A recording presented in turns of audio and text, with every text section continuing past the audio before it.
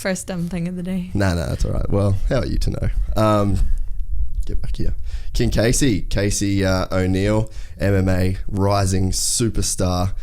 Thanks for coming on the show. I'm stoked that you're here. We tried to do this and I had like full-blown man flu. Yeah. So I appreciate that we're making it happen again. Yeah, it's good. Good to get it in. So you're back. Why have you gone so quiet? Have I gone quiet? Yeah.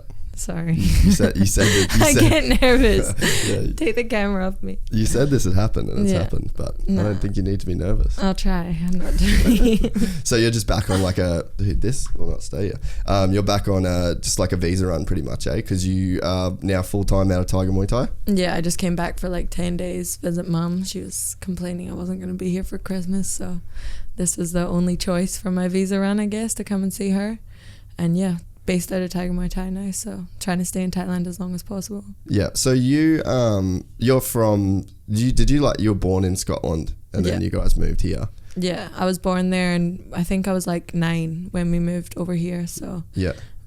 Obviously I didn't choose to move over here, but I'm really glad that we did. So the like way that you grow up in Scotland is a lot different than Australia, so I don't think that I would have gotten into everything the same way over there. Yeah. So it's good. So how did you get into martial arts to start with?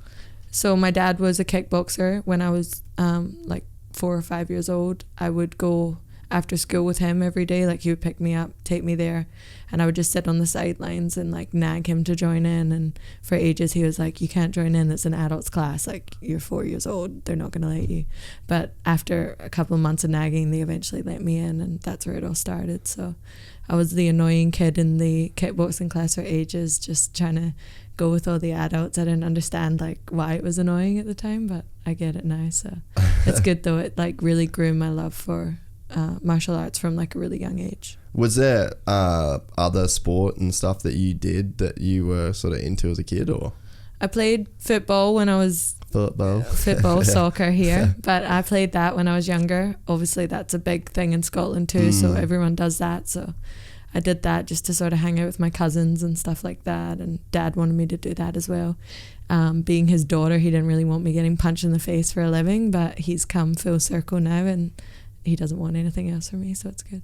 Yeah, well, it seems like just in the contact that I've had with him, and obviously he's like does the Eternal promotion, and so like he's pretty well deep in the whole fight game now, right? Yeah, so he's like what started me wanting to do MMA. He had a show before Eternal called Days of Glory, and I was like 14 or so when that started, and I was like, get me a fight, I want to fight MMA. And he's like, you can't fight MMA, you're 14. Like eventually at 16 he let me fight, and I started just like jumping in there with the adults, like fighting adults straight away. So it doesn't take much to wear my dad down, obviously. He always says no at first, but eventually he lets Daddy's me do girl, it. Yeah, that's hard to say no. Yeah, it's hard to say no when I want it so bad, so. Yeah, that, I mean, I guess I could see that as like a parent. I guess it's been the same shit with me. Like even when I moved to America, Mum and Dad were just like, fuck, you can't go, like that's crazy. But in the end, they're just like, they'll help you and they'll like support you doing it, you know? Yeah, exactly. Yeah, my dad was one of the biggest advocates for me moving over to Thailand, you know?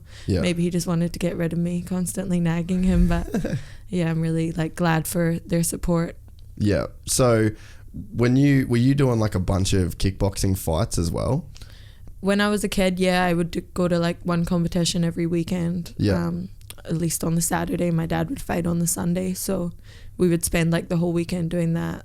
So that's basically just how I grew up, going to school during the week and then kickboxing on the weekends. Most of the time it was against boys because not too many girls were in it either, so yeah, it was hard from the start. A lot of tears, a lot of Mars bars actually. Dad would always bribe me with Mars bars, so if I got in there and fought, he'd give me a Mars bar. That's I like every time I'm at the jiu-jitsu comps, I'm always looking at those kids, like it's because it's a gnarly, like I think that's why it's so good for kids though, because it's pretty confronting to. Oh, it's full on, like full on. You see some of the kids who lose at the jiu-jitsu comps and they like come off bawling their eyes out, and it's so sad, but like it really does teach you, you know, like not everything in life's going to go your way, and you just got to like pick yourself up, dust yourself off and go again. So, but there's also some really killer kids out there that are just like insane. Yeah. You should see in Thailand some of the kids like who do the Muay Thai. Yeah.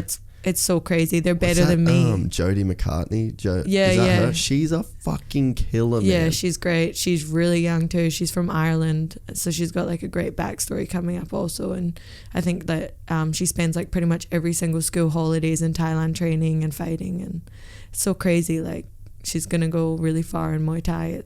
She would beat my ass if I was to spar with her. You think so? I think so. Yeah. Really? Yeah. Well, I mean, because she's just so sharp at that one thing, eh? Yeah. And like starting from such a young age, like by the time she gets to my age, like 22, she's going to be crazy. Yeah, man. Like, because I see her spar and like some of the sessions that she has, and you watch, like, because I follow her on Instagram, like, she's a fucking gnarly little chick, eh? Yeah. Just she's like crazy. Full blown killer mode. She loves it. So you can see that, eh? Like, you can see she just full on loves it. Yeah, there's a lot of like little Thai kids like that as well. You know, they go to school and they leave and they run, and their parents are next to them on their motorbike watching them run, and they're just running along the road, and then they go to training and they do that every day, and that's just like, you know, they go and they fight for money at a young age, like making money for their family and stuff, and it's so crazy. Like, I've never seen anything like it. It's awesome. Well, that's what is crazy, is that like Muay Thai it's either Muay Thai or football. That's your way out of basically poverty, because like almost all of Thailand is third world. Yeah, they are, but it's crazy. Like, I've never been to a place where people are so happy. Yeah, like they don't have much, but they love it. Like what they do have, they love it, you know. So, and everyone helps everyone out. So, like, no one's worse off than each other, if you know what I mean. Have you thought about that when you've been over there? Because I'm sure it would be hard being away from your family and stuff. Yeah, for me it's hard to be away from my family, but like I know why I'm doing it. So I don't miss them too much, if I'm honest. Like, I have a really good life over there. I train like 2-3 times a day, spend all day at the beach, go and eat, like just hang out. That's like my life now, and I love it. So that's what I was sort of trying to say when this thing was being a piece of shit. But I want to hit up Tiger and just say, like, I'll come, and if you guys like let me stay in a dorm, I'll come and do some like podcasts with people around there, because I went there. I did the Lachlan Giles jiu-jitsu camp over at the Absolute in Thailand. Yeah. And so I stayed there for 10 days, and then went to Tiger, and that's when I did the podcast with Mark Hunt and Stuart Cooper. Yeah. And I just had so much fun. Like, I think the thing that I've learned training jiu-jitsu is like how simple your life can be when you've just got like one focus and you put everything into it. And that Thailand trip was like the epitome of that, because we trained twice a day, and it was just exactly what you said. Like, you just go to the beach, and then your focus on when you're not training is on recovering to train it. So like, it sort of takes a lot of the bullshit out of life in a way, right? Yeah, I think that's why a lot of people fall in love with Thailand. Like, it's so easy when you get there. Suddenly you just feel like so calm. Everything like that you worry about at home, like your job and everything, it's all gone.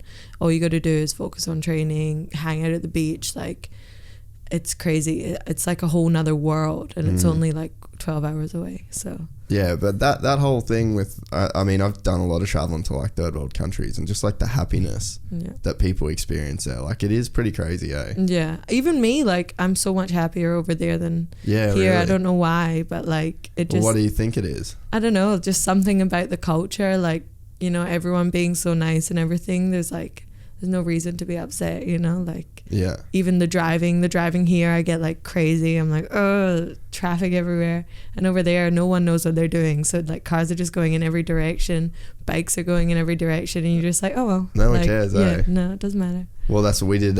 We did this bike trip to Vietnam in February. Yeah. So we, it's like 10 days, and you start at the bottom of Vietnam, and then we rode basically to the top. And there was like 20 of us, like, in this convoy of motorcycles.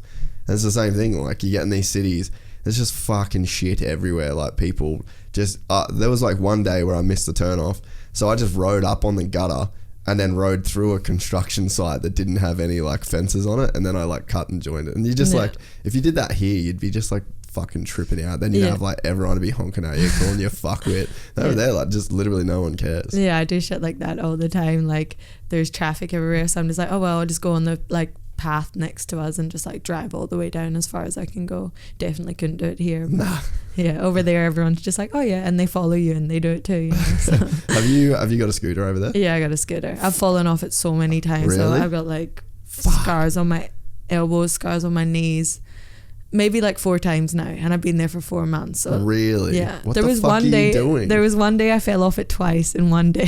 What the fuck are you doing to fall off it? Yeah, I don't know. I just like, you know, like getting used to do it, like Yeah. driving it, I guess. There was one time I was like turning into my little place where I live and someone just like came speeding right past me, so I've like fallen off of it in front of the guards that like work at my complex, and they're all just laughing at me like, what an idiot. But yeah, it was pretty funny though, covered in blood, just like, hi. And then you gotta go fucking roll with that shit. Yeah. Well, I just like picked my bike up, drove in the house, had a shower, went to training, like, which is dangerous. You shouldn't do that because staff, a lot of staff. Have you had any staff over I've there? had a lot. Yeah. Fuck, I just it's had the it on my worst. face. I've still got a little mark there.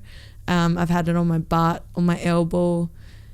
I've had it a lot of times, to be honest. So It's fucking scary, eh? yeah, and it spreads really easy over there, like the like humid air, and it's like wet almost all like, the time. So yeah, nothing dries out, nothing heals. Takes forever for anything to heal. I burned my leg on my motorbike exhaust, and it took like 3 weeks to We need to get you some close over. lessons of like how to I ride know. properly. No, that was like coming off my bike. I've put my leg on the exhaust pipe. Yeah.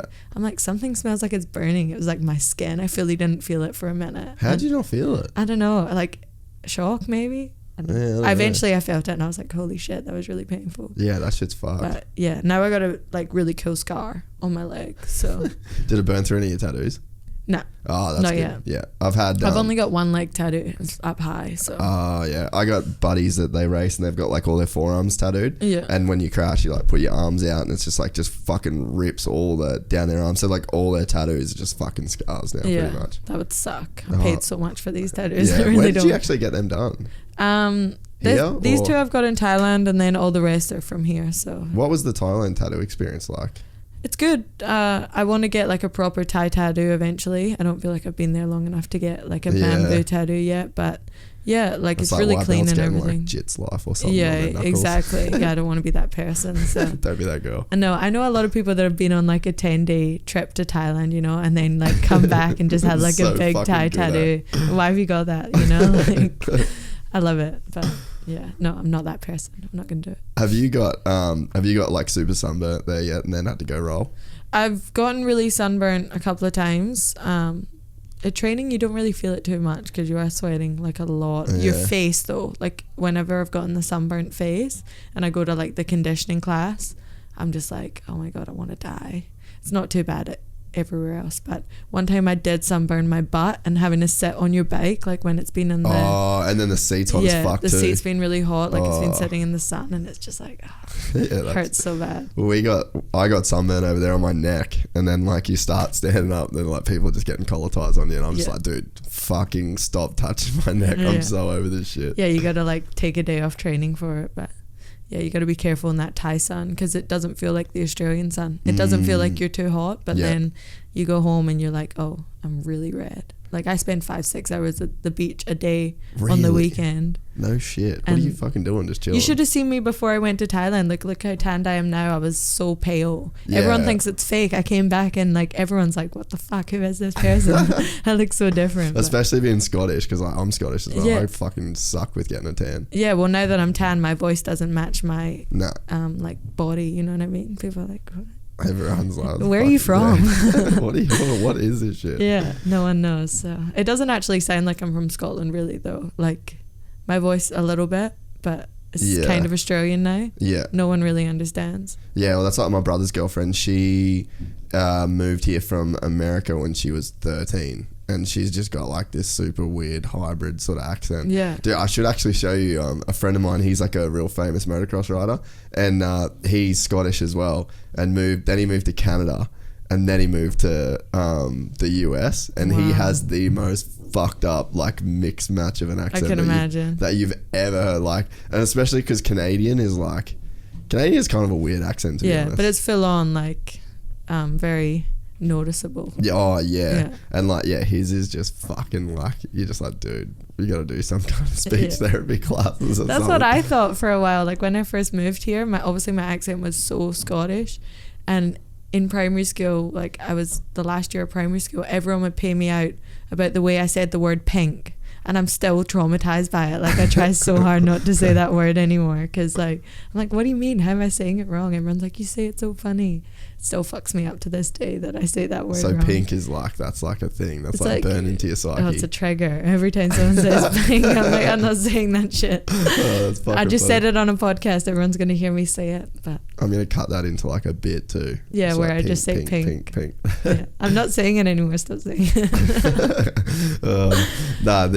It's funny when you're a kid, like what you actually remember. Like there is some like weird shit that does like trigger different emotions, eh? Yeah, that's full on in my head. Like I Really? always think about that. How bad was that shit? I don't know. Like, were they being like that mean, or I don't was it think just so. you I think being it just, self-conscious about it? Yeah. So that was like, I think it was like my first day. I still remember the girl's name. Her name was Alana, and she told me, Fuck you, like my Alana. first day at school.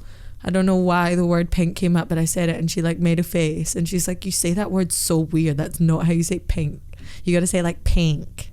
So now every time I say pink, I'm like pink.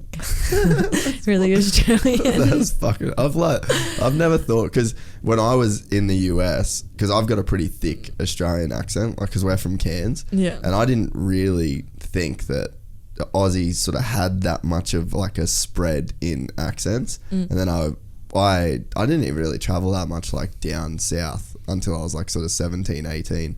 And then I'd like meet people from Sydney, and they sounded so much different. And then I'm like, oh, okay, I'm actually a bogan. Like, that's what this is. Yeah. And then I went to America, and like people straight up could not fucking understand me, eh? And the phone was the worst. Like, I could not order food. Yeah. On like call and get a pizza or something like that. No chance. They just can't understand you. I noticed it too. Like over in Thailand, there's a couple of Australians, and you don't notice it when you're here around all like Australians. You're like, oh nah, it's not that bad. When you go over there, the Australian accent is terrible. Like it's gnarly. I'm like, oh, you all sound like bogans. Like it's a good thing, but like not a good thing. You know, Thais really struggle to understand them. Yeah. But they understand me. So fuck you, Alana. They understand me in Thailand. Oh, that's fucking awesome. That's really why I moved there, you know. I wonder what Alana's doing these days. I wonder too. I'm actually going to look. Really? Do you know her last name? No, I don't. I only know Alana. But do you reckon you could find her? I reckon I could. Fuck, that's so funny. I'm going to have a search. She probably, imagine if she listens to this and remembers that story too. Fuck you, Alana. Yeah. Pink. Fuck you. I just went to a festival in Cairns, and I had so many people come up that I just couldn't remember them. Like I know I went to school with them. Yeah. Couldn't fucking like remember that face. I know I knew that person. Just no idea who the fuck they were. Yeah, I do that too. It's so bad, eh? Everyone that I went to school with, I don't have a contact that I went to school with actually. Like really? I'm not friends with anyone I went to school with anymore. I don't know why. I think it's just like I sort of started going into fighting really hardcore, and like I said, I've got like a one-track mind, so I lost contact with everyone. Like I didn't party, and I spent my 18th birthday like preparing for a fight and stuff like that, so I just lost contact with everyone. So I do it all the time. People are like, hey, like I'm just like, oh, I know you too, I know you. I don't know who you are. No, I got that heavy up there this time, and I was like, fuck. But even like I was saying to a friend of mine, I remember I forget countries I've been to. Yeah, someone will go, oh, you've traveled a lot, right? Yeah, so. Like so much. And someone will say, oh, remember when we did that? I'm like, the fuck were we in Norway? Oh yeah, I do remember that. So like it's gnarly when you do a lot of different stuff and meet a lot of different people. I feel like our brain just doesn't have, our brain like isn't as good as what you would think it is. It just like disregards some things. So it's like, that was fun, don't eat that. That was fun, don't eat that. But it's crazy how that works, because it was when someone said that, I was like, that was a really sick trip. And you can sort of remember at the time, but it's like, nah, not important, don't need it. Yeah. Out you go. Yeah. That's cool though. It's cool that you've been so many places that you start to forget. Yeah, but I mean, I don't know, is it though? Like, would it be better to remember them? I guess I can remember them all once it's brought up. Yeah. But it is like a bit of a trip. The people. You should keep a little journal. I should. I started doing, I don't know whether I should say I've started doing it. I try to do the whole journaling thing. Yeah. Have you ever done any of that stuff? I do it now, yeah. But my coach, George, he always gets angry at me. So like my fight camp, I would write down after every session, like everything, and it was just all negative. I don't know why I get really hard on myself when I'm in fight camp. And I was telling him all about it, and he's like, you need to stop writing all these negative things. So I've gone off of it a little bit, but yeah, when I was doing it, I was going crazy on it. So it does take up a lot of time though, and it's kind of hard to like. Do you keep just a general life journal, or it's only training? Yeah. Have you ever thought about doing it just for life stuff? I've thought about it, but like... You got time if you spend 6 hours at the beach on the weekend. Yeah, exactly. I do have time. I wasn't going to say I don't have time, but like I thought about it, but I don't know, like I'm not great with words. Yeah, but I mean, I know I'm only writing it for me, but what happens, just for like, you, imagine if you die one day and that's the last thing someone reads is like... I think you're reading into it way too fucking much. I do that all the time. I think people would just be sad if you died. I don't think they'd judge your fucking shitty writing on your journal. Maybe for like 3 months, and then they'd start judging the journal. I don't think people would judge your journal, I reckon you put that out. Yeah, all right, maybe I'll start a journal for you. It's cool. I've been doing it. I've got a red one that like normally when my desk is operational, I just keep it on my desk, and I'll put a lot of times I'm just putting the shit that I've got to do in the day. But the other day actually it was good. The other day I had a real it was just a shit day with work. So I rent this studio out as well. So I've got a guy that comes in and does, like, he rents it, and then so I was going to Melbourne and I had to take everything out that I had to take to Melbourne, which means there like wasn't enough shit for him to do the rental. So then I've had to go to my other studio, get everything. Like, it was just one of those days. I almost just canned the whole Melbourne trip, and I don't know why, but I just felt compelled to sit and write in my journal about like how shitty I was. I just complained basically, you know. So it was like half the page was me complaining, and then the other half was like, you know what, maybe this is like one of those days in business where like I'll look back and remember how shit of a day this was because I felt overwhelmed by everything, but I did pack up, and now I'm going to Melbourne, and it ended up being like this sort of positive thing. So it started as me like venting on the page, and then by the end of it I'd sort of brought it around, and I feel like, I don't know, I had like a good memory around that. So that's good. It keeps you mindful, right? So at least you turn yours around. Mine, I just write like, got bashed at sparring today, fuck this, I'm coming for their head tomorrow. That's kind of like good. I guess that's good in a way though. But why do you reckon you're hard on yourself? Because I know I'm super hard on myself. It's something I'm actually working on at the moment. Yeah, I'm working on it too. I think that I just want to be the best, you know. So like a lot of the time I train a little bit too much. Like my coaches in my last fight camp were like, you're overtraining, like you need to chill. So like the more I train and the more tired I am, the harder I am on myself. Obviously my sessions don't go as well at that point, and I start to like worry because I don't know, I want to be the best. So in order to be the best, I don't think you can have a bad day, and like obviously I'm trying to change that mindset now, but that's how I was thinking for a while. And so I was very hard on myself, but I'm changing it. Yeah, that's good. Do you actively seek out, because I think the mental side of shit is so much, I know for me in jiu-jitsu, like it's more the mental side than my skill. So it's like that mental aspect is almost more important for me than the actual physical aspect, because you know how to knock people out, you know how to choke people, but it's like getting the best out of yourself on the day sort of should be the priority, and it's a lot of times that's not physical. Yeah, I've changed it a lot actually. So my first 2 MMA fights, I lost them both. And I was in such a dark place. And then I started seeing like a sports psychologist. Oh, okay. And he changed my mindset like completely. Yeah. I ended up, now I've won 8 in a row. So what was that? What was those sessions look like? Basically, he just makes you think like, you know, I was saying things like, I can't lose again. And he'd be like, but why can't you lose again? You know, like he would just make you question all these negative things that you would say. And when he turned it around, like, and asked me that, I'm like, well, I could lose again, you know, like, it doesn't really matter. Like, and he just made me think like differently about everything. So like on fight day, I get really nervous and I start thinking about like, what if I lose? What if I lose? What if I lose? And now I don't think like that anymore. I'm not really sure exactly how, but I definitely recommend it to everyone who does like martial arts or even any sort of sport. You know, if you get stuck in your head, which I used to do a lot, now I don't get stuck in my head as much, so sports psychologist is the way to go. Do you read much shit? I read a little bit. I just read that book, A Fighter's Mind. I'm not sure if you've read it, but it's really Jack good. Freestone texted me that book. It's so good. Really? Yeah. Okay. It's like they just like interviewed a lot of different people from different types of martial arts. So there's like some wrestling guys, some boxing guys and stuff like that. People who made it to like sort of like the peak, and just talk to them about how their mindset was. And it just makes you think like everyone has a different way of approaching it, you know, like no one's is wrong, but like it just makes you think. So I loved it. Well, I think that we all just have our own unique insecurities. And I just finished I've got like 30 pages left to go of this book about depression and anxiety. One of my last guests, he is a super successful motocross and supercross rider.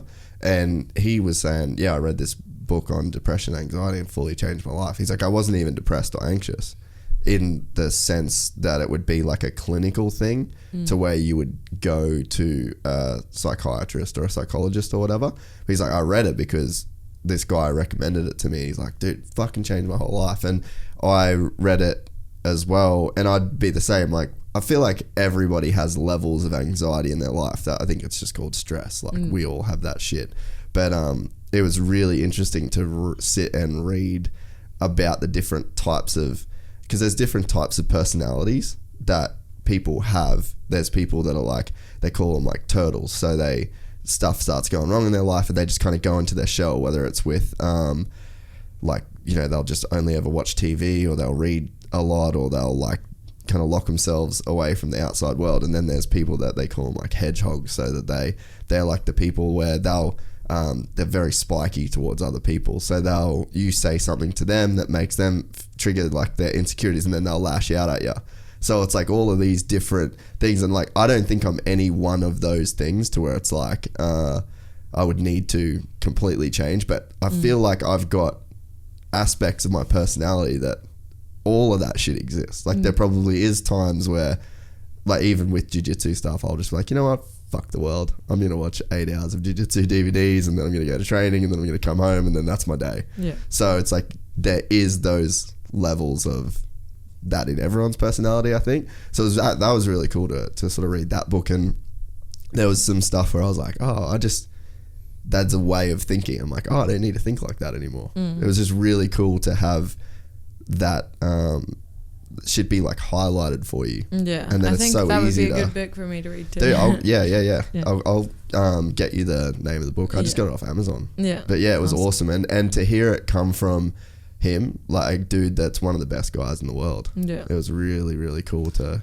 Because do you were saying you have like a bit of like anxiety stuff you reckon that you deal with? I get so much anxiety, even like I said, doing podcasts and stuff like that. Just things that put you out of your comfort zone just give me like crazy anxiety. But it's nice to hear like the people that we put on a pedestal, like the best people in the world, you know, and we like pretend like they don't have like real human problems, but they deal with the same shit that we do as well. So because there'd be people that really look up to you. There'd be chicks out there that like young girls that would just be like, fucking Casey's a beast. I hope so. But for sure there would be. Yeah. Like you would have had people watch your fights or follow your Instagram and they like watch the way you train and see that bitch face when you're sparring and they're like, I want to be a badass like that chick, you know? Yeah, I do. I get a lot of messages about my bitch face all the time, so I'm trying really hard not to give it to you right now. But that's so funny. Yeah. Everyone always says like, why do you look so mad? I'm like, I'm not mad. It's just like what my face looks like. Just get in the zone. Yeah. What are your anxiety stuff is around, do you think?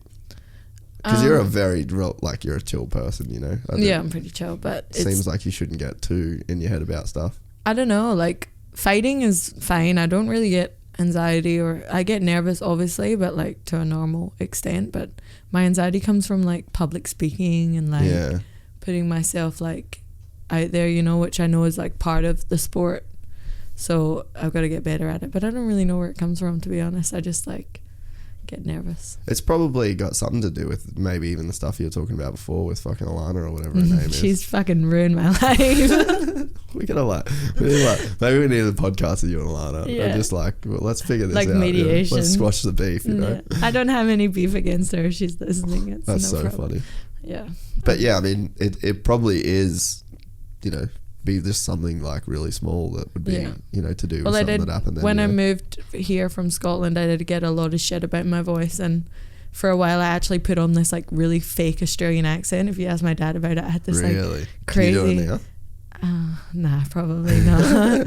I have like one sentence from Kath and Kim that I can say, like, we're all hurting. Like that's amazing. Really Aussie. That's all. Love Kath and Kim, but I did it for ages, and then one day I just decided like, fuck that, you know, like even in high school all the girls wore makeup, so I was like doing this crazy makeup. I don't even like wearing makeup, so like one day I just took it off, stopped doing the accent, and did you feel better? Way better. It's crazy, eh? Yeah. There's so much pressure on you though as like a young girl, I think. Yeah. A lot of anxiety comes from that, but like, yeah. Where do you think that shit comes from? Like the pressure? I don't know, but I felt it. I definitely felt it. As like a young girl, I definitely felt the pressure, you know, like I'm in the era where Instagram and stuff came out when I was like in high school. Yeah, you're young, really. Like, because I'm like 9 years older than you. Yeah, that's fucked. I haven't really thought about that. So like in high school, honestly, I remember like conversations about how many likes this person had on Instagram and how many friends this person had on Facebook and stuff like that. So I was growing up in that time, so it was like a lot of pressure to be cool and do this and be the girl who gets all the likes and stuff like that. So I've thought about that, but I don't think I've ever had this conversation with somebody that did grow up in that world. Like, how old were you when you got Instagram? Oh God, like 14 maybe. Wow. Yeah. So fuck, that's crazy. Yeah, that's real. That's where we're at now. Yeah. I can't imagine going through school. I reckon I got a phone in grade 10. I had a phone like my whole high schooling life, and I had Facebook from like 12, you know. I remember being like 12, 13, and the cool thing to do was add everyone on Facebook that ever sent you a friend request. And I recently went through and deleted like everyone, but I had like over the maximum like 5,000 friends. Really? And I knew like no one, you know, like, you know, a couple, but like no one. And mum was always like, who are all these people, like weird men adding you and stuff like that. As a kid, you're just like adding them. You're so impressionable. So like if your friend's doing this, you want to do it and stuff like that. So I'm making Facebook, putting photos up and stuff like that. And yeah, I don't know. I think that's where a lot of the pressure came from. Yeah. Growing up with the social media stuff. Yeah, that makes a lot of sense, eh? Because like even, you know, for me now, when I went to New Zealand, I was like, I'm fucking done with this phone thing. Like but then it turned into like a running joke that I was looking for Wi-Fi because I still had shit I had to do. Yeah. So everywhere I went, like stop at a cafe or whatever, I'm like, fuck, I need to get some Wi-Fi so I can send these emails. And then that became the joke. Like I was fiending for it. Yeah. But I had to, on that trip, I was like, I'm done. I've got to do like a week of no Instagram, and you just get so many messages and a lot of shit coming at you. I feel like it's too much information. Yeah. I haven't done it ever. Like, what's that? A social media like close off for longer than a day. I remember my phone broke in Thailand. There was like a massive flood. My whole house got flooded. Like it was fucked. It was crazy.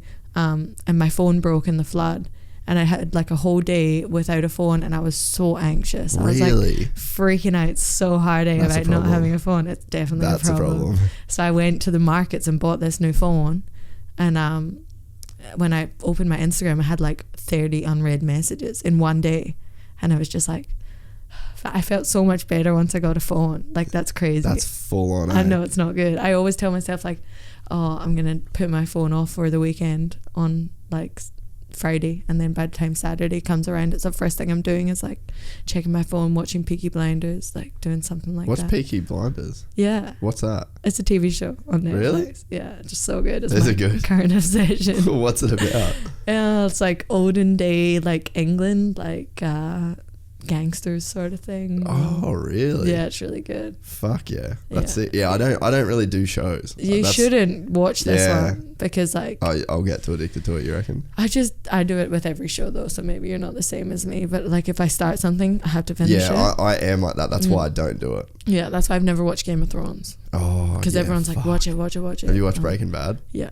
I loved Breaking Bad. Oh. That was the best show like ever. I think of that Anarchy. was the best time. That was the best show of all time, I think. I love Breaking Bad. I tried to watch it again, but it's not as good the second time. Like, the second. Yeah, see, I've thought about that. Like, I want to go back and watch Breaking Bad again, but I was like, I don't know. I feel like that was like it's not good. Yeah, that was a crazy one to like live through. Yeah. I saw what did I see the other day?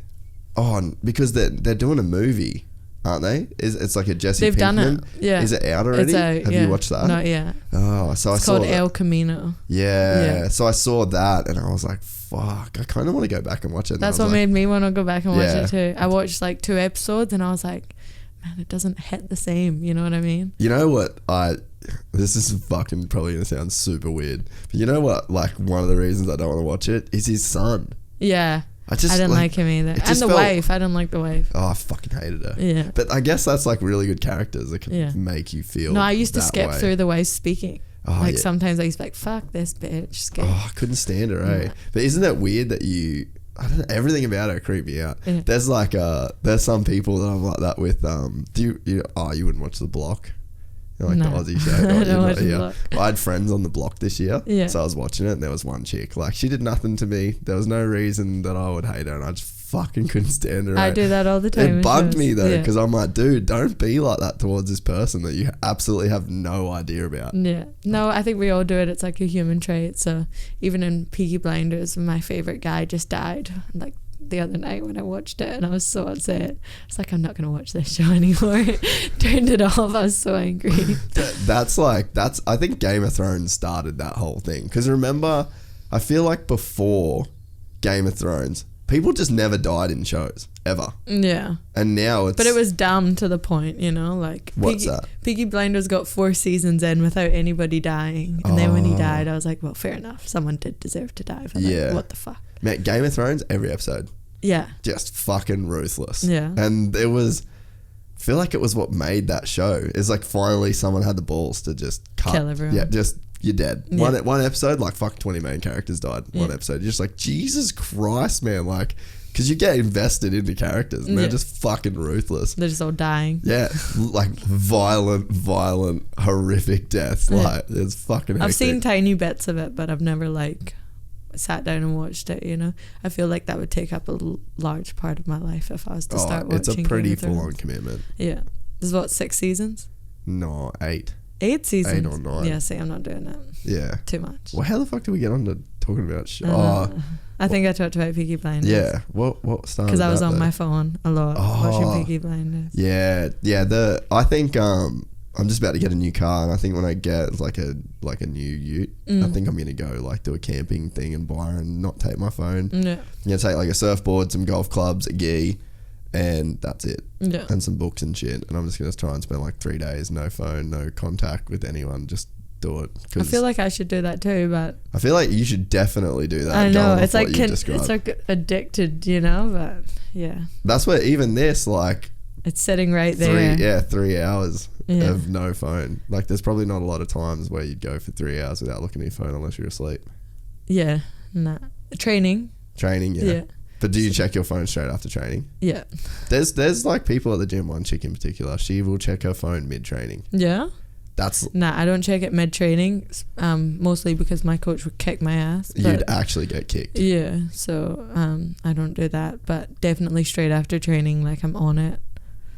Just on it all the way to the gym, so yeah. It is a problem. Like, I always say it's a problem, but I never do. Have you looked at your screen time? Oh yeah. What is it? It's bad. What? It's like real bad. What is it? I don't know, you want me to tell you? Yeah, check. All right. You need the reality check sometimes. I've limited my Instagram to 1 hour a day. Like, I get a notification that comes up and says like, you're done.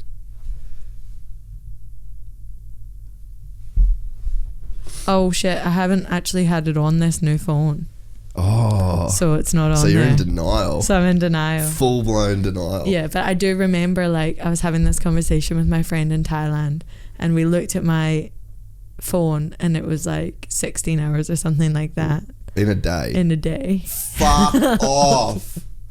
I'm not kidding. Are you serious? Yeah. It was like close to 16 hours, which is pretty much the whole time. The whole time you're awake? Awake on a Sunday. Like, wow. my day off. like the whole time. This is not a podcast anymore. This is an intervention. Yeah, I know. I need an intervention. Fuck. You know how many people tell me though, like you on your phone too much. I'm like, no, I'm not. Like, I went to the shops with my mum yesterday and my phone died at like 2:00 and I was like, why is my phone dead? Mum's like, you're always on your phone. I was like, no, I'm not always on my phone. And then I was like, wait, I'm always on my phone. But you think about, like, you want to be the best, right? How the fuck does 16 hours of phone time help you be the best at mixed martial arts? On my day off, I'm watching a lot of Peaky stuff. Blinders? No, but on YouTube I do watch a lot of stuff, you know, about fighting, and even just listen to a whole lot of Joe Rogan stuff, like talking to fighters and stuff like that. So yeah, it's not all Peaky Blinders, but there's quite a bit of Peaky Blinders in there too. You got to have a day off. True, but 16 hours. Yeah, that's I know. A lot of fucking it's time. wild. I should have told you. What's that? I shouldn't have told you. No, you should have stayed quiet like the start of this podcast. No, you should have told me because now you know that this is not acceptable behavior. I already knew that it wasn't acceptable behavior. But at least now like a fuckload of other people know that. If you follow Casey after this podcast and you see the green online thing, you need to send her a message like, get off your phone, bro. I'm going to get a lot of them now. I hope so. I already get a lot of them, but... What's that? Like, get off your phone. Really? Yeah. We got a friend, Toby, he's like the Dakar champ, and he's on his phone just constantly. Same with like, it's just, it's a thing. Like, unfortunately, it's just a especially being 22, like... Well, that is crazy. I haven't thought about the fact that your whole life would have been spent with a phone. Yeah. Because I had that thought, I can't remember what that thought was, but I remember saying to my buddy, like literally just last week, I said, imagine growing up and you just don't know any different. You just don't know that people don't spend all day, every day on their phones. Yeah. That's like, I'm pretty bad, but my sister's even worse than me. She's Really? 18 and she's always on her phone. Like, if her phone dies, she needs to go home. Like, she doesn't. She leaves. Wow. She's like, okay, I'm going. Like, my phone's dead. I don't have to charge my phone throughout the day. No? No. Yeah, I have to charge mine. I've got a portable charger now. It's something I invested in. It's like this little like pocket charger that I charge. I try and get to 5 p.m. with an hour of Instagram. Oh, really? Yeah. And I don't look at I don't scroll now. Have you ever had like that little thing come up that says like, you're done, you're all caught up? No. Then you're doing well. Wow. Sometimes the little Instagram thing comes up that's like, you have seen everything for the past 3 days. I follow over 1,000 people. I'm like, have I seen everything? But yeah, maybe I shouldn't have admitted that either. No, that's fine. I'm just admitting things in here. It's like a truth chamber. Oh, wait, it really is. Get me out. Wait, that's what everyone says. They come on here and they're like, why do I fucking always say all this shit? Yeah. Like, well, because I'm like, I hope he doesn't put that in the podcast. I don't edit this at all. Oh God, so it's gonna be in there. It's all going up. Really? Yeah. I don't edit it at all. We just fucking sit down and talk. Trust me. Be quiet. It's, it's all you talking. I'm just going to shut up. Nah, because then I'll get in trouble. Because people are like, shut the fuck up, let her talk. Maybe they don't want to hear me talk now that they hear about me on my phone. Nah. No, but it's everybody. Like, it's not just you. It's fucking everybody. I was driving with my mum the other day. Like, she was driving her car and I pointed out to her. Because you know how in Australia now they have those cameras? Yes, that started like this week, right? Yeah, December 1st. Yeah. So I was like, we just had a conversation about it, and as we were driving, everyone I looked at was like driving on their phone, like these big nice cars, you know, and they're just like sitting there driving on their phone, which is just wild. And now that there's cameras out there to catch these people, imagine how many people are actually going to get it's bad too up. It's like 4 points and $1,000. Yeah, I actually read something that was like, if you look down at your phone for 10 seconds on the motorway, it's the equivalent of like running from one side to the other of a football field without looking, you know. Really? Like, yeah, so makes sense. It does. Well, that's what I was driving from Melbourne, and I had like the little thing on the dash, so I just put my phone there. I was actually watching shit on YouTube pretty much the whole time. I used to do that. You just like sit there, which I was like, I don't know if that's bad or good or not, but it's bad. I will admit the fact that I used to watch Netflix on the way to training. I lived I lived in Burleigh, and I train up at Springwood when I was here. Yeah, and I was living here, and I was driving home. Like, I would get to training like 6:30, and we'd leave the gym at like 10 at night. It was long nights. Really? Yeah, that's how long I was training when I was here. So because I only got one session in. But when I was driving home, I'd put my little Netflix thing just there and just drive and watch it. And there'd be times where I was like, shit, I haven't looked up in a while. I'm like, look up. Hectic, eh? So crazy. Yeah, you can't do it on a bike though, which is it's a plus. Yeah. I'm never on my phone on the bike. It's too hard. No, it's pretty much. And you suck on the bike. I do suck on the bike. Like, you need all the help you can get. Yeah, I do. That's a running joke in Thailand, actually. How bad you are on the bike. Yeah.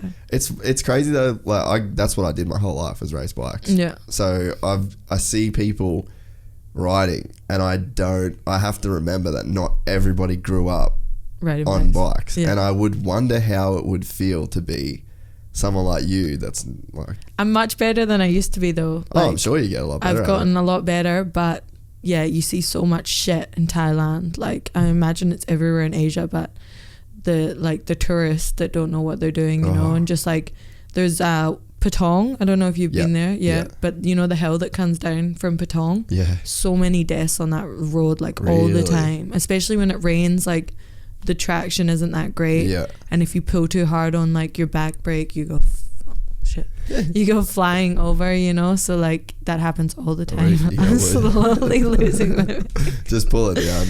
You can there's like a little knob down there. Yeah, we're good. I think I'm you back. Good? Yeah. But yeah, there's been so many deaths. I've seen like a couple of crashes now where it's just like people getting collected by cars on these bikes and you've stuff. seen that shit? I've seen it, yeah. Was that heavy? Did you see like the impact of it happening? Or like that I've aftermath? seen one where we've seen the impact and like basically just heard this lady scream. It wasn't too bad, she was okay. But there was another one. I thought you said headless, but you said no. Heard this. Heard this, yeah. I was sorry. like, it's the accent again. I was like, fuck, you saw a headless lady? Jesus Christ. But yeah, I've seen some people like lying on the floor with like there's bike parts and helmets everywhere and like stuff like that. I've seen that a couple of times. So was it with foreigners or locals? Sometimes you don't see the person because everyone's around them, but yeah, there was one lady I saw that was a local and she'd been hit by a car. And that was pretty full on. It just makes you think, you know, like sometimes I'm on the bike and I'm not being mindful, like just going to the gym. I know the route really easy from my house. Super routine. So I'm just like la-di-da, like not even paying attention.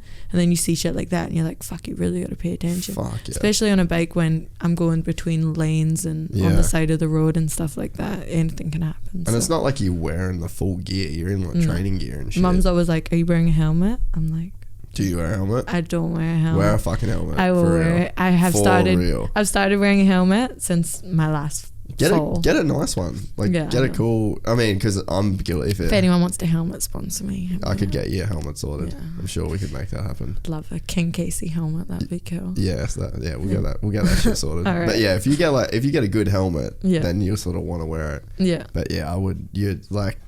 But you've seen pictures of crashes with people with the helmets on, right? Where they're just like dead. Yeah, well, imagine if they didn't. Well, I guess it doesn't really matter. But man, I got friends growing up riding. I've got friends with like serious brain injuries, and they had helmets on. No, I do. I get it. Like obviously, if I was going far, I'd always wear a helmet. But for ages, if I was like just going 2 minutes down the road, like I'd be like, oh, I don't really need a helmet, you know. Yeah.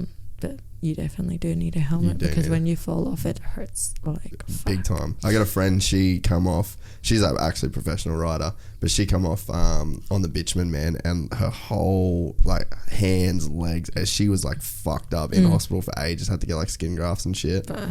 Yeah, it's just especially like your career. You know, it's like you're so important. Well, exactly. You need your body. Yeah, there was like part of that fight camp where I'd fallen off, and I've got like a big scar on my knee now, but I'd fallen off and I couldn't knee for ages on the pads. I couldn't elbow on the pads. Like I had these, and it impacts it a lot, you know, so you definitely got to be more careful. But it is funny seeing some people who go like overboard. Like I seen this one tourist who had on like elbow pads, knee pads, like helmet, like everything. I was like, bro, what are you doing? Like he's driving so slow. Just don't get on a bike if you're not that confident. Yeah, if you're that scared, then you need to just get on a bike. Yeah, I see that in Thailand all the time. People going so slow. It's like, you don't need to get a bike. Don't feel the pressure to get a bike. Like they're going so slow, so scared. Just like that's probably Instagram though, really. Yeah, they just want to put their skitter gang photo up. Yeah, get the pic. Didn't happen. Yeah. Exactly. They can just sit on it though and just like. Yeah, true. That's what they should do. There should be, you know what would be like a sick idea in Thailand? Having like a bike and then a backdrop but the backdrop was like a photo, but it was kind of like blurry, moving, so that you could tell that they were driving. Yeah, you just got the photo. Yeah. Then you don't have to be a fuckhead on a scooter and like ruin the whole deal. No, that would. Yeah, I see people on their phones all the time. Like the Thais, they're just like on their phone when they're driving. Man, they can do whatever the fuck they want. There's they like 5 of them on the bike as well at the same time. They are so good. Yeah. But like they've got one kid here, one kid here, one kid here, the parent on the back. It's the dad gnarly, eh? Just like, how the fuck is this happening? There's like, when we did that Vietnam ride, we were riding into Hoi An. I think it's Hoi An, like it's one of the big cities there. And we started coming into the city, and the tour guides were like, all right, so this is the gnarly day traffic wise, so you don't really want to fuck around, like be super cautious and alert.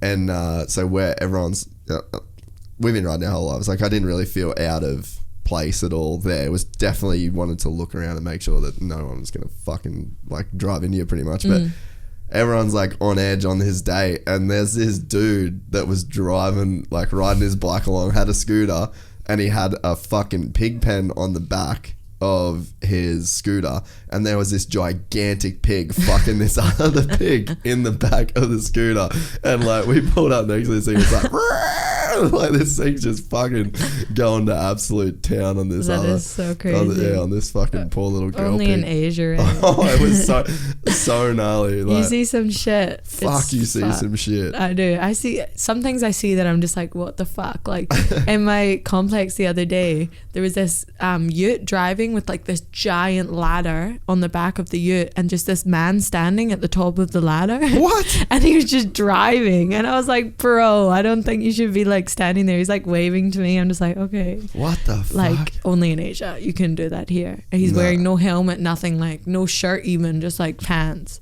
and he's just like on top of this ladder on the back of a moving ute. I'm just like, yeah, bro, you got a death wish over here. He wants to die. Oh, that is so. They don't care. They don't give a fuck. No, they don't care. So you lived in Burleigh before you moved? Yeah, I lived in Burleigh. Where did you grow up did you move to the Gold Coast? Yeah, or, we moved straight to the Gold Coast. Yeah, okay. Yeah, I've been other places in Australia, but I'm just like skeptical. Yeah, the Goldie's sick. I love the Gold Coast. Have you lived anywhere else though? No. Yeah, so you only lived here. Yeah, I went to Montreal for a little bit and trained at TriStar. Oh, how was that? I was going to be there for a while, but I didn't actually enjoy it. It was too cold. And yeah, fuck that shit. Yeah, it was good training, but I actually prefer the training at Tiger. Yeah, right. So, yeah. What was TriStar like? Did you get to train with Faraz? I trained with Faraz a little bit. Obviously, like I was a lot younger then. I think I was like 18. Yeah. I moved there when I was 18, and I was going to be there for 6 months. I ended up coming back after a month. Like it just wasn't really my place. Yeah. So yeah, I enjoyed it though. There was a lot of good people there and stuff like that. But yeah, it was cold. Yeah. And then so why then go to Thailand as opposed to sort of stay and try and figure a camp out here? I was trying so hard to figure a camp out here. I did it. A lot of camps I did here. So like my job, I was a barista. I worked from like 5 in the morning until 2 in the Arvo. Yeah. And I would go home and run, and then I'd go to my boxing gym, and then I'd drive 45 minutes to my MMA gym, then an hour home. Yeah. And that was every day. And it was just like getting to the point where it was too much. Like it was breaking, and there was I still wasn't doing any Muay Thai for any of my amateur fights. I wasn't doing like barely kicking. Yeah. You know, like there was nowhere that I was putting everything together. Yeah. And then Tiger Muay Thai trials came up, which is like something they do every year. So you go through like basically a fight camp, and they judge you the whole time. They do a web series on that, right? So I'm in this year's one. So if you watch really? it, yeah, I'm actually in it. So I went over, I applied for that. They accepted me, and I went over there to do that. And yeah, I knew from like the first day of doing that's where I wanted to be. That's where I wanted to train, and no matter what happened, I was going to figure out a way to get back over there and stay there. Yeah, that's sick. I watched that. I think I watched last year's, because I went there to do the Mark Hunt, Stuart Cooper podcast that I did, and I trained. I did 2 sessions of jiu-jitsu with Stuart, and yeah, that facility just blew my fucking mind. It's crazy, hey. I went there in the morning. I stayed up the road at they've got like that hotel that's, if you go out the front of the gym and you go left, it's kind of like a K down the road, and it's up on the left, like kind of like a high-rise hotel-y sort of thing. Yeah. Do you know that one? I think it's owned by a Tiger. Yeah, they have a lot of them. I was going to say they probably have a bunch of them. Yeah. But yeah, so I like stayed there, got up in the morning, went and had breakfast at the cafe, did my morning session in jiu-jitsu. Then I set up, did the podcast with Mark, and then I did the afternoon session, went back, then did the same. I was like, fuck, I could get used to doing this, eh? And it was really cool. That was the first time that I figured out this new thing that's happening where people are going on these like fitness retreats almost, where they go and they stay at Tiger for I don't know how long it'd be. And there's like super overweight people or just like average dudes that are struggling or chicks that are struggling with like weight and health and fitness, and they just base out of Tiger for X amount of time and they do all the classes and they sort of, you know, get on that Tiger program. It's pretty insane. I sort of didn't really realize that existed. Yeah, a lot of people do that. Tiger's a good place for it because it's so supportive. Like even the beginners, they have like world class Muay Thai guys teaching beginners, you know. So like whether you're going there for fitness, which is like obviously it's really good for fitness, it's so hot you sweat a lot, or you're going there to learn, like there's some great people to learn off of and everyone's willing to help everyone. So yeah, you have seen like an influx of people starting to go there solely for the fitness side of it now though. Like Tiger has such a big Muay Thai and MMA thing, but it also has such a big like CrossFit and like conditioning classes. Like they're packed a lot of the time. They're so packed. When you walk past those classes, there's heaps of people in there. It blew me away. I didn't realize that was this new sort of cultural thing that people are going to make this holiday out of, basically getting their fucking ass kicked to like get them into shape. I mean, if I wasn't a fighter, it probably wouldn't be a holiday that I would go on. But, I think a lot of people are starting to see like how much martial arts is like a way of life, you know what I mean? Like it's good to know, and obviously it's good to lose weight and stuff like that, and it's just fun. Like you can go for a run all the time and it's boring and like but when you go to MMA or you go to Muay Thai or something, it's like a sensory overload. People get like they're learning something and they're losing weight, so it's like 2 for 1, you know. I think that the thing that I'm competitive as fuck, like every time, and I think that's what I'm guessing you're the same, but that's why I just go full blank as well when I train, and that's sort of like a bit of a running joke of the guys are just like, what did do you know Shane Young? You would have known Shane he owns the Helensvale, the Galeb brothers, Helensvale brown belt. Maybe. I'm really bad with names. You know Rhiannon? You would have versed Rhiannon a couple of times in jiu-jitsu. She's purple belt from Galeb brothers. Maybe. Yeah, well, anyway. Everyone's name is like gone. Yeah, no, fair enough. Sorry. But yeah, so he's like one of my best friends. We train together, and he said something pretty funny. He said, he's like, yeah, Jace is just like that dog that you can just fucking flog the shit out of him and he'll still come back. But there's I don't know, I fucking love that. Love that shit. I love how hard it is, and I just love not giving up ever at it. And it's like, it's sort of almost, even if someone is beating me technically and beating me in terms of like the match that we're in, I almost feel like if I can just win even if I lose, but I'm still there right at the end and I actually haven't given up, I take that as like, no, I win. Yeah. So I don't know whether that's like some fucked up mentality thing. Nah, it's good. It's a good mentality. If I go with like, obviously we've got like Cynthia Calvillo comes and visits, who's like UFC top strawweight at my weight. And there's Loma Lukbunmi, who's also a UFC strawweight at my weight. She's amazing. She's had like over 200 Muay Thai fights. If I can just like hang with them, like Cynthia, if I can hang with her on the ground, and Loma, if I can hang with her standing, I'm like, yeah, no, I'm doing pretty well. Yeah, and fuck you guys. Yeah, that's that same. And I think that it takes like, because I wonder where like the facing comes from, because I posted a picture the other day. I'm just in the background of the photo. Don't know who the fuck I'm looking at, but it literally looks like I'm about to kill that person, and I'm just standing there. So I can relate to the like bitch face. My coach George Hickman, he always says to me like, can you just smile? Like you'll come over and say something, and I'll just look at him normal, like, and be like, and he's like, just smile at me, so I know that you're like taking something in or something, you know. Like he always thinks that, and I'm just like, this is just my face, you know. Like I don't smile. I genuinely love training, but you don't see it on my face when I'm at training, so you see it afterwards. And in fights too, like I look really angry the whole time. I'm not angry. I'm just chilling. That's what I feel the same, because that's what people say. They're like, oh, you're just so super angry. I'm like, I promise I'm having so much fun. Yeah. But I think there's just a concentration level. I think there's a, like, the science sort of side of it too, is that when you're in that mode and you're in that sort of flow state or in the zone or whatever, what's happening is that all of the energy that your brain is producing is going only to the areas that it needs to go to. And that makes sense. And then literally nothing else. But you see, like, people who can fuck around and do it, you know, like I'm not one of those people, but like that's either who you are or you're a serious person, you know. If you're a serious person trying to fuck around to show like, oh, I'm not nervous or anything like that, fucks me up. Like in fights I do look so angry, but I don't see anything else. Like I see one thing in front of me and that's about it. Even at training, like I don't see anyone else. I run into people all the time accidentally, you know, like sparring, I'll like chase someone down or I'll double leg someone through someone else, and it's just like sick.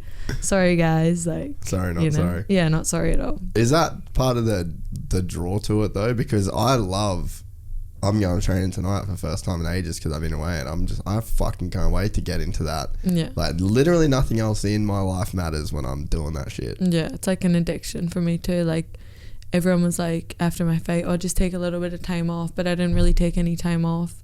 I injured my hand in my fight, so I got like this big swollen knuckle. See, you got the moose knuckle going on. Yeah, I got to chill a little bit with it, but I've taken like a bit of time off when I've been here. And I'm just itching to get back now. Yeah. Like I go back to Thailand. Are you still doing any jiu-jitsu or? Yeah, I'm doing a little bit. Yeah. Yeah. I can never take like a full break, but everyone was like, please just chill. Yeah. You're getting a little bit burnt out. I had 4 fights this year. Yeah.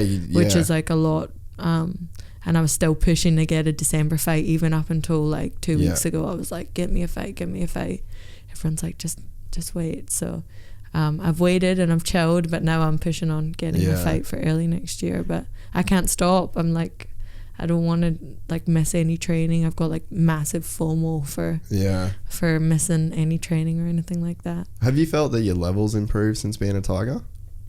I didn't until I came back. Like I did. I felt like it improved a bit, you know.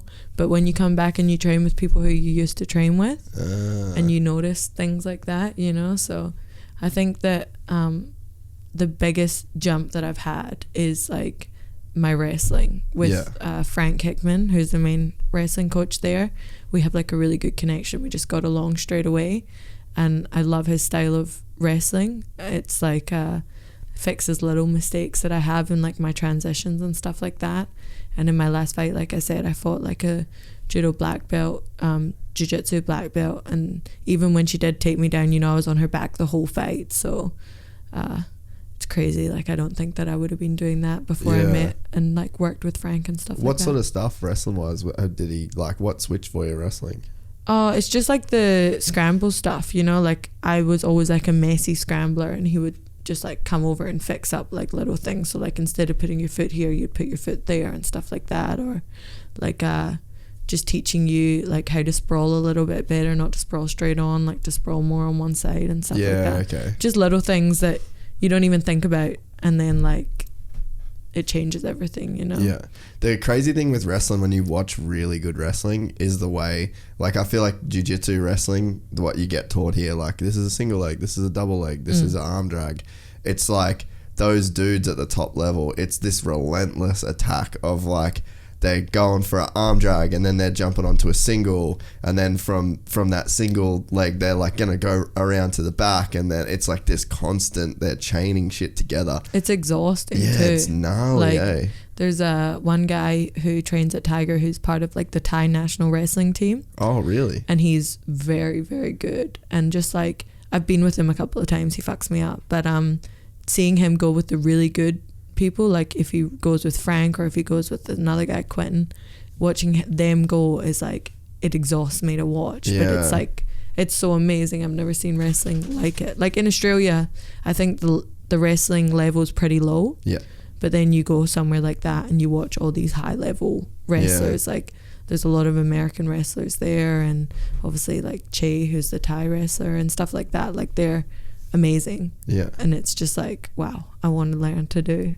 like that, you know? Yeah. Like their double leg compared to my double leg is like crazy. Yeah. I used to just like double leg and like try and stay in one spot, and they would just like run through the mat. Yeah. They don't care, like they just don't stop running until they take you down. Yeah. So that's something I've implemented too. I just now run at people's legs and just like try and take them down. Oh, that's so sick. I can't wait for a fight where I can just sort of do that. I pretty much, I actually famously in my gym don't wrestle. Yeah. I just sit down. Yeah. I just sit down. I don't do that anymore. I just go, fuck this shit. I just don't want to get hurt with the wrestling side of things. But it's so much fun. I know, but like, I had, we've got one of our guys at the gym, Shawnee, he's a purple belt, and he's a fucking weapon. Like, he won gold at Nationals this year as well. And me and him will wrestle, but he's like 10 kilos lighter than me, but he's better.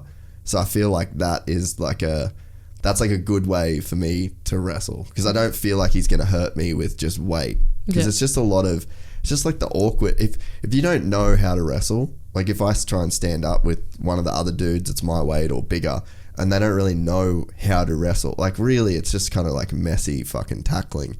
And I just feel like there's not enough technique at our level to really to try, you know what I mean? Everyone feels like a fucking spazzy white belt at wrestling, really. It's like the same with everything though. Like for me in jiu-jitsu, the only times I've ever got hurt are with big spazzy white belt guys. Like they hurt me more than anyone else. If I'm striking, the only time I get hurt is when I go with like a new guy, sort of guy who's bigger than me, who just like goes crazy. Like I've been with some big guys in striking who just like hit you so hard, and you're just like, oh. Dude, come on. Like, I mean, what are we doing here? Yeah. And then like in jiu-jitsu, even like the big guys, you get any sort of submission on them and they just like stand up with you, like attached to them, and you're just like, okay, but what game are we trying to play here? Yeah, I think there's like a point where you've learned enough to do it. You're right. So like, and that's where I just don't think I'm in that zone of where I've learned enough sort of shit to do it. So I'm just like, fuck, I'm here, and I'd rather just put my time into the jiu-jitsu side of things. But with like, I'll go with Shawnee, and he's a good wrestler, but he's not bigger than me. So it feels safer, and I really do enjoy it. Fuck, it gasses you. Yeah, it does.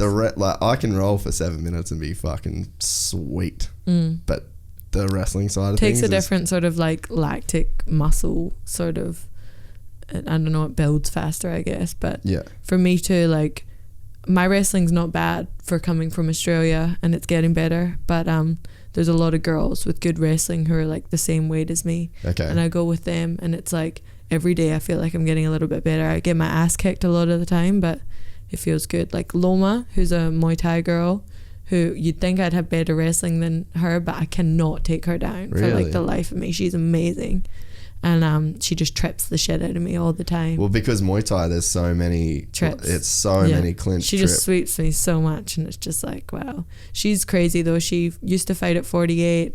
She just recently signed with UFC, so obviously she had to move to 52, and That's she just a like big jump. 4 kilos. She's really small too. She fights at the same weight as me, and she's much smaller than me. But she just like manhandled this girl that she fought, like really dismantled her in her fight at UFC. in the UFC. And I was just like that girl's gonna be a star. She's so good. So what's your roadmap looking like? In terms of, because you'd want to get in the UFC, so I reckon I will be in the UFC by June at the latest. So I am pushing at the moment to get on UFC New Zealand, which is in February. I'm like messaging all the time, being crazy. I would love to fight on that. How many DMs do you think Sean Shelby get today? A lot, especially even off me. He gets a lot. There's more Mick Maynard though now, because he takes care of the girls. Like Sean Shelby does the guys now, but I got like my manager speaking with him as well to try and get me on there. But it's looking most likely like I'll need to get 1 or 2 more fights in before. And so what's the communication like? Will they say, everything's looking good, we're happy with you, we're watching you got to get maybe 2 or 3 more wins? Is that sort of how it works? Because I'm pretty close with Aaron Blackie, and he's trying to get on the New Zealand card as well, and he's like, I think it's gonna happen. So like, what's the contact with them? So my manager had a meeting with them last week, and basically they did say that like it's looking like I'm gonna need 2 or 3 more wins. They aren't happy with me, but yeah, obviously they are. Yeah, I'm only 3-0, so like I've had a long career, but it's like there's been some big breaks in there and stuff like that, and I've won 8 in a row, but 5 of them being amateur. It doesn't really count. Yeah. So yes, I think I'll fight in February anyway, even if it's not on the UFC. Get another win, and we'll push for like a June debut in the UFC, hopefully. But I definitely don't see it being any later than June. Yeah, and where like you feel pretty confident in your level. Yeah. There's no girl in Australia who will beat me in Australia or New Zealand. So we flew in a girl from Japan the last fight. And she was good too, and she was really good. Judo black belt, jiu-jitsu black belt. Fought for Ryzen 2-0.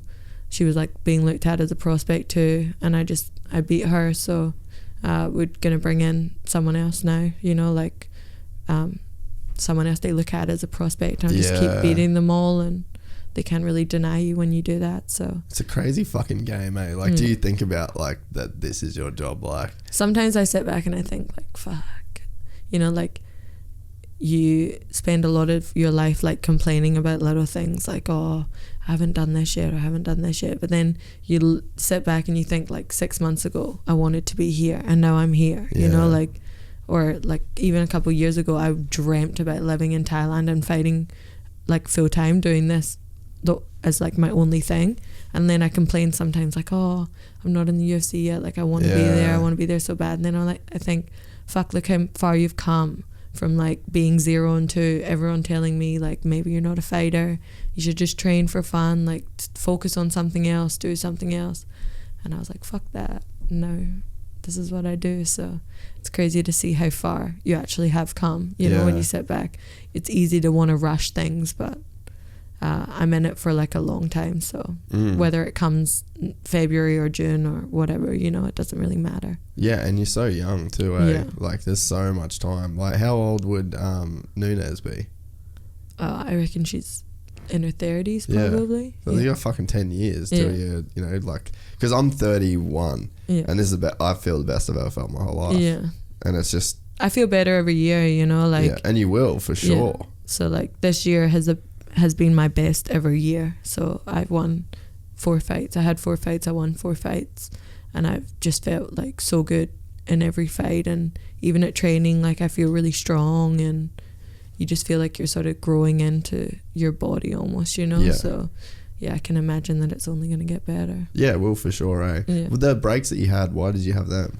I had that big 2-year gap between my second and third fight because I lost my first 2 fights. And I was at a gym that wasn't really supporting me. They were the ones who kept saying, you know, like, maybe you're not a fighter, you know, like you probably should just try and do something else and stuff like that. And I did hear a lot of people talking behind my back saying, you know, like, nah, her fight was so shit, blah blah blah. Like, people who know you for a long time forget the fact that I was a child, you know, like I was 15 and 16 having those first 2 fights, fighting adults. Like I jumped straight into the deep end, which I don't regret at all, but in hindsight I probably wasn't ready to have those fights, but nobody could tell me any different at the time. Like I was going to have them anyway. And like having everyone, like your coaches and stuff, everyone that you put your trust into telling you like to just basically give up, or it's going to be a long time before you're ready to fight. Like they were saying all these things, and I was almost losing the love for fighting, you know, like I didn't feel supported. I wasn't happy in the gym that I was in. I didn't ever really want to go to training. Like it was diminishing, you know. And then I moved to Southside with Paul, and Paul was like, you need to like remember that you are so young. Like he installed that into my head. He's like, you train so hard, like you've got talent, you've got skill, stop taking dumb hard fights and let's do this the right way. So then I trained under him for like 3 months and went to him and was like, yeah, I actually do want to fight again, like let's do it. So then we started a fight camp, and ever since then, like every fight I got a little bit more confident, and that's where we are now. So I've done the last 8 fights in the space of I think 16 or 18 months, or maybe just over that. So yeah, it's been busy. Do you know, have you thought much about like why you love fighting so much? Or is it just you've done it so long now that it's just like that's part of who you are? Yeah, I've never really sat back and thought about it, but I think a lot of it has to do with like my dad did it, and it was like a bonding experience for us. But then like even after he stopped doing it, like I felt this connection to do it, you know.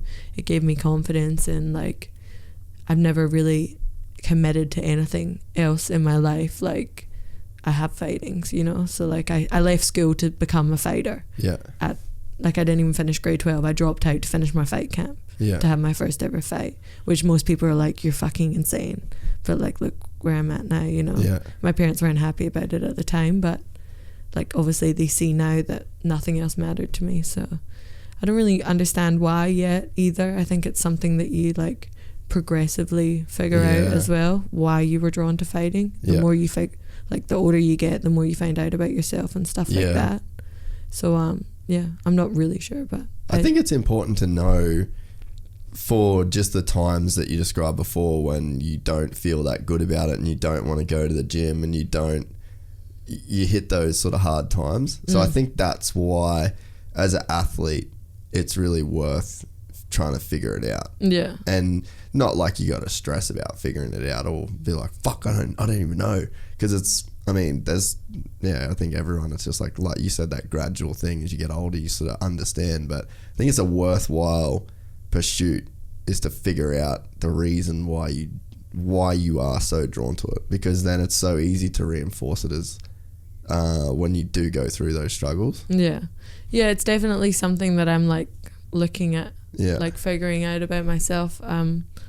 But even like moving to Thailand, I figured out so much about myself, you know, like since being there, like it was sort of like do I want to do this full time, quit everything, sell everything, you know, like that was basically me stamping give up everything else in my life to focus on this one thing, you know. So being there, I figured out that that's actually what I wanted to do, and now I've been doing that for 4 months. So it's little by little, I guess you start to learn this stuff. And even when I'm exhausted or like hurt, I've been sparring with this hand, you know, like even if you're injured, I still rock up to the gym all the time, to the point where sometimes my coach yells at me like, go home, you've been here way too much, you done 4 sessions today, like you fucking crazy bitch, go home. So it's cool though that you can, like, not a lot of people find something in life that they want to go like that fucking hard into. Yeah, like I'm really appreciative for it, because who knows what I'd be doing without it, you know. So yeah, it's good to find something that you really care about, and especially from so young. Like a lot of people find out what they want to do when they're like 30, 35, you know, like me from like 4 years old, I was like, I'm going to be a fighter. So are you at the point with your fights now where you can be who you want to be in there? I'm getting a lot more comfortable, so like I'm actually like started to hear my corners and like the whole time, you know, like started to think about things like when I was first fighting, that's something you don't realize you're actually not thinking. Like it's just instinctive. You don't have a level of comfort that, because there's like it's like a sensory, your subconscious takes over more than your conscious. And you don't really hear anything that your corner's saying, so it doesn't matter what they're yelling. But there was like one point in my fight against Christy Obst that I heard my corner and I went, I just heard them, like I just heard what he said to me, which is crazy. Like you watch back my fights, and even before that I was doing what he was saying, you know, like you have that connection with your coach anyway, that like you sort of subconsciously do it. But then it was cool to like realize like I can hear him, you know, like and then there's other fights where I've thought like, oh, go for like a shot, oh wait, no, don't go yet, and it's like, wow, I just thought like not to do that, you know what I mean? So it's cool. It's nice to see like a progression. Obviously like you look at the really, really high level people and everything they do is for a reason. There's no just because in the fight, which I think that like when you're growing, you still have a lot of like just because. Like sometimes I just throw something and I'm like, why did I throw that? You know, but I think you get to a point where you don't do that anymore. It's really like exciting that one day I will get there, you know. Even training, so like out the back, I figured out exactly how I want to warm up now. Like I've got that down pat. Yeah. And that's something in my first 2 fights I didn't really have either.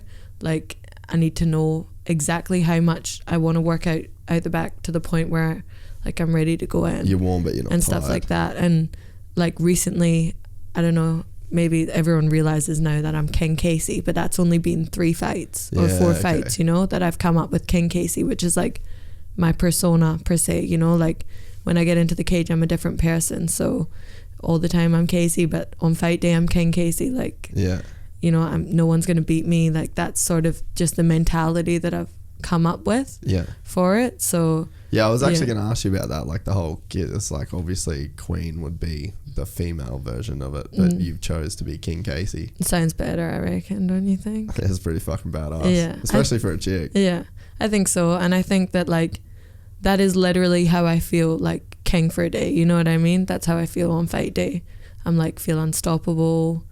I don't know. I just feel like a different person. So King Casey's what I came up with. And everyone was like, why not Queen? Why not Queen? Like, fuck that. Fuck Queens. I'm King Casey. I think that's so sick. Yeah. Is that a part of the whole, like, why you like fighting? Is that, do you not feel like King Casey every day? And it's like, that's almost like that one day where you do get to feel like the way you'd want to feel all the time? Or is it just like you like that separation? Or I think it is a different part of me. Like, I wouldn't say I don't always feel like King Casey, because like King Casey feels like, you know, they could beat everyone, and I always think I can beat everyone. Like, but it is just like, it's just a different side of me that I get to like show everyone, you know. Obviously, like I told you, I get anxiety for things in public, but King Casey doesn't get any anxiety, you know. Like fight day, I'm like, bring it. Could fight in front of no people, or you could fight in front of like thousands of people, and I don't think I would change. Yeah. So yeah. There's types of people in the world that there's the whole fight or flight thing's like super real. Like there's people that will just like, they don't have like a backward step in them. Are you that kind of person when it comes to the fighting? I think so. Like a lot of people crack under pressure, and I think that I actually do better under pressure. Like when it comes to a fight, the better my opponent, the better I do, I think, you know. Like in my last fight, I thought, oh, this is the best person I've ever fought, but I also think that was my best performance ever, you know. So I don't know, I think I always somehow rise to the occasion. So it's something I've also learned about myself. I don't know, no matter what like I'm doing in the gym, when it comes to fight day, like I always end up showing up. So yeah, I've never really had a problem with that yet. Yeah, and like you can see it on every level, even in our gym or every gym that I've gone in. There's just guys that they are the dog that you can beat, and they just won't. They just keep coming back with a fucking wagon tail, you know. Like you.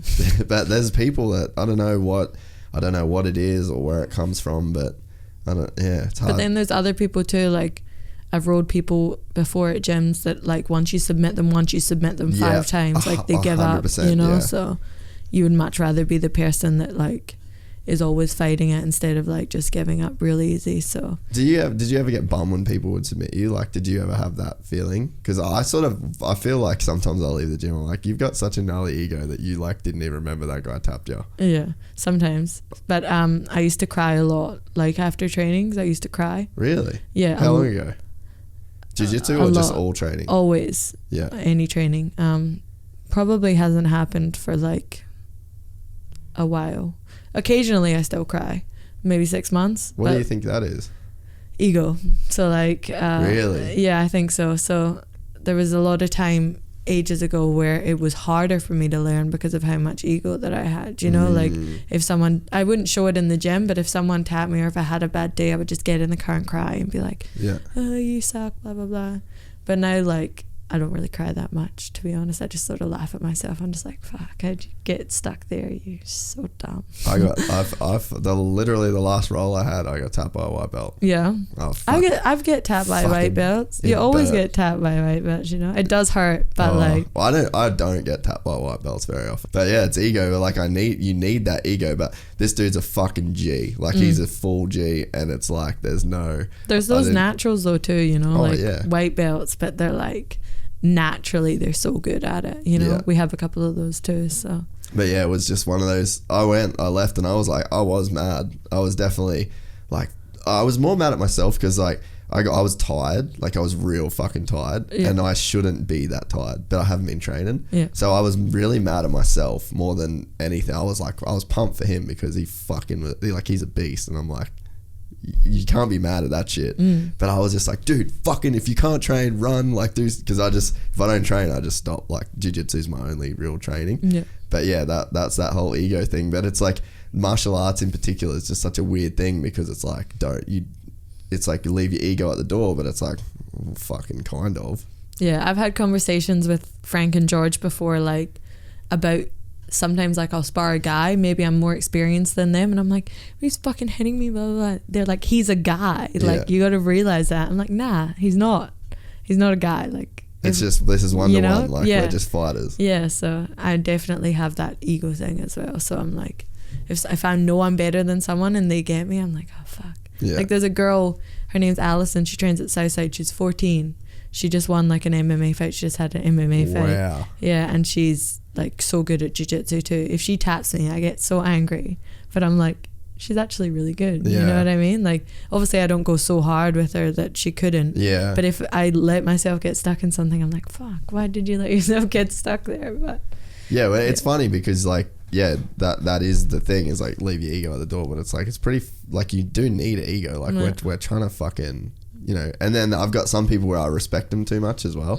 Like some of the real good, especially the guys that coach me, I really have like a lot of respect for them, and I'll go hard as fuck, but there's definitely stuff that I feel like I mentally hold back. Yeah. Because that's definitely a thing. Yeah, like I just respect the absolute fuck out of them. Yeah. And it's like, I don't even want to, and I'm not saying that I would submit any of them or I'd do anything like that. It's more of just I just don't even look at them like that's a thing that, and I've had a couple of boys be like, I feel like you really need to do more when it comes to that, you know, because they're like, and I just say, I just fucking respect the shit out of you, bro. Like I came to you with zero skill, and now I have done all of this shit. I've achieved a lot in the time that I've been doing it, and it's because of you guys. And I've just got fucking respect. Like I love you guys, and you know, it's a weird thing, but you get to a point where you've got to kind of like fuck that off even. Well, even not just coaches, but like some really, really good fighters that come through Tiger, you know, you got to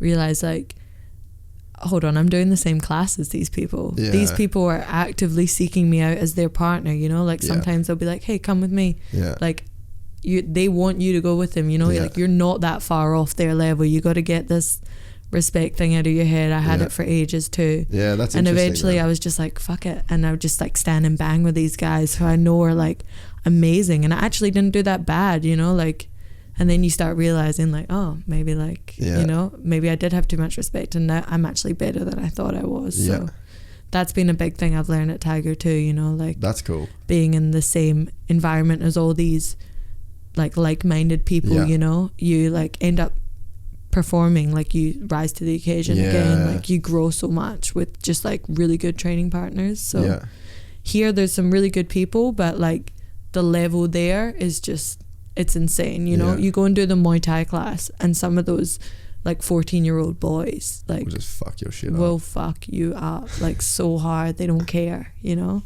Even when I was doing the tryouts, like they hold the pads for you and like they hit you back, and I thought one of them separated my rib at one point, and I was just like, and he hit me with a pad, you know, like not even trying, and I was just like, I might be dying. Like I was so hard. So yeah, you definitely like, once you put the respect aside, you can learn a lot from people like that. Because you still, I guess, like you still do respect them. Yeah, definitely. I respect everyone I train with, though. Like doesn't matter who they are. You know, they could have one fight or 100 fights. Like I think everyone does that though in martial arts. Like you respect your partners. So.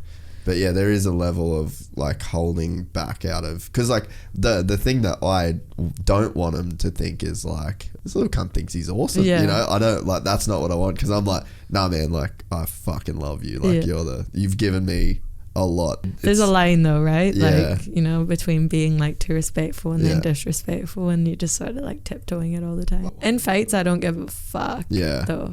Like I feel that. So like if I get into a fight, I don't care who they are, you know, like I fought a girl who'd had heaps of stand-up fights, and everyone was saying like it's a striker grappler.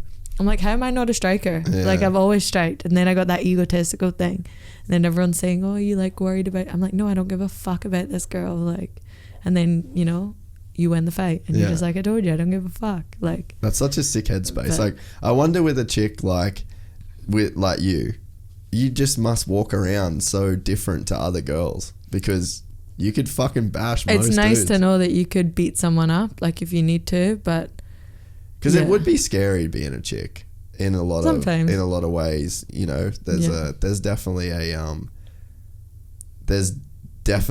a like, that's a thing. Like I haven't had it too much, but I definitely understand that it does happen. But the main thing I get is like really creepy Instagram messages. Yeah, I bet. That's about it. But yeah, there was a point in time where this like one person in my message request would send me like pictures of him in like male thongs and stuff like that. What? And I'm just like, bro, I don't get what are you doing? You know, chicks, you don't want that. Nah, chicks aren't doing that shit like on the reg, or dudes in my inbox. Yeah, people offer to buy my feet pics and stuff like that. Fuck, like really creepy stuff. You should do it. I don't know. I don't feel like I want my feet out that much, you know, like pay me enough and maybe. But there's some chicks that make crazy money off like selling super weird shit like undies and like there's underwear like vending machines in Japan. Did you see those? I know, that's fucking bizarre, right? Yeah, that's so crazy. That's weird about Japan, because like people go there and they're like, oh, it's so amazing, it's so clean, it's so tidy, no one really says anything. Like, it's a very subdued culture.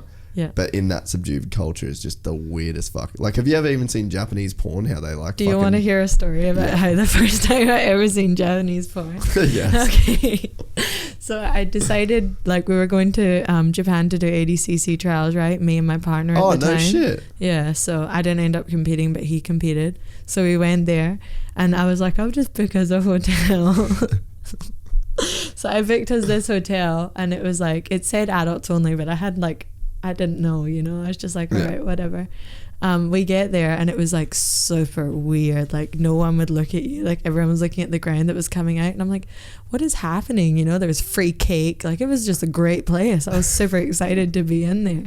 And then we get up to our room, and it's got like a karaoke thing. There's like these disco lights going on, and I'm like, this is so weird.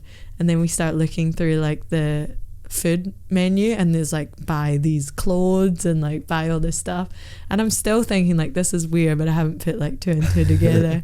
And then I get into the massive bath. It's like a bubble bath that like changes colors and stuff like that, and there's a TV. I'm like, oh, I wonder what they've got on TV. I put the TV on whilst they're in the bath, and there's just full-blown Japanese porn on the TV. I just screamed so loud. I was like, oh my god. Oh, the penny finally but dropped. It's all censored, so it was like, I didn't see like, too much, but still, I was still traumatized. They fucking blur out the shit. I ended up staying in a Japanese brothel for a week, so that was because you know you can book those hotels by the hour, eh? Yes, I figured that out also. So like we stayed there for 4 days. We must have looked like the full nimbos. Yeah, they're like, these guys 4 days. Fucking hard in the paint now. Oh my god. I was like, wow, I've made a mistake. I've really fucked up. That's actually pretty amazing though. Yeah, I kind of want to do that.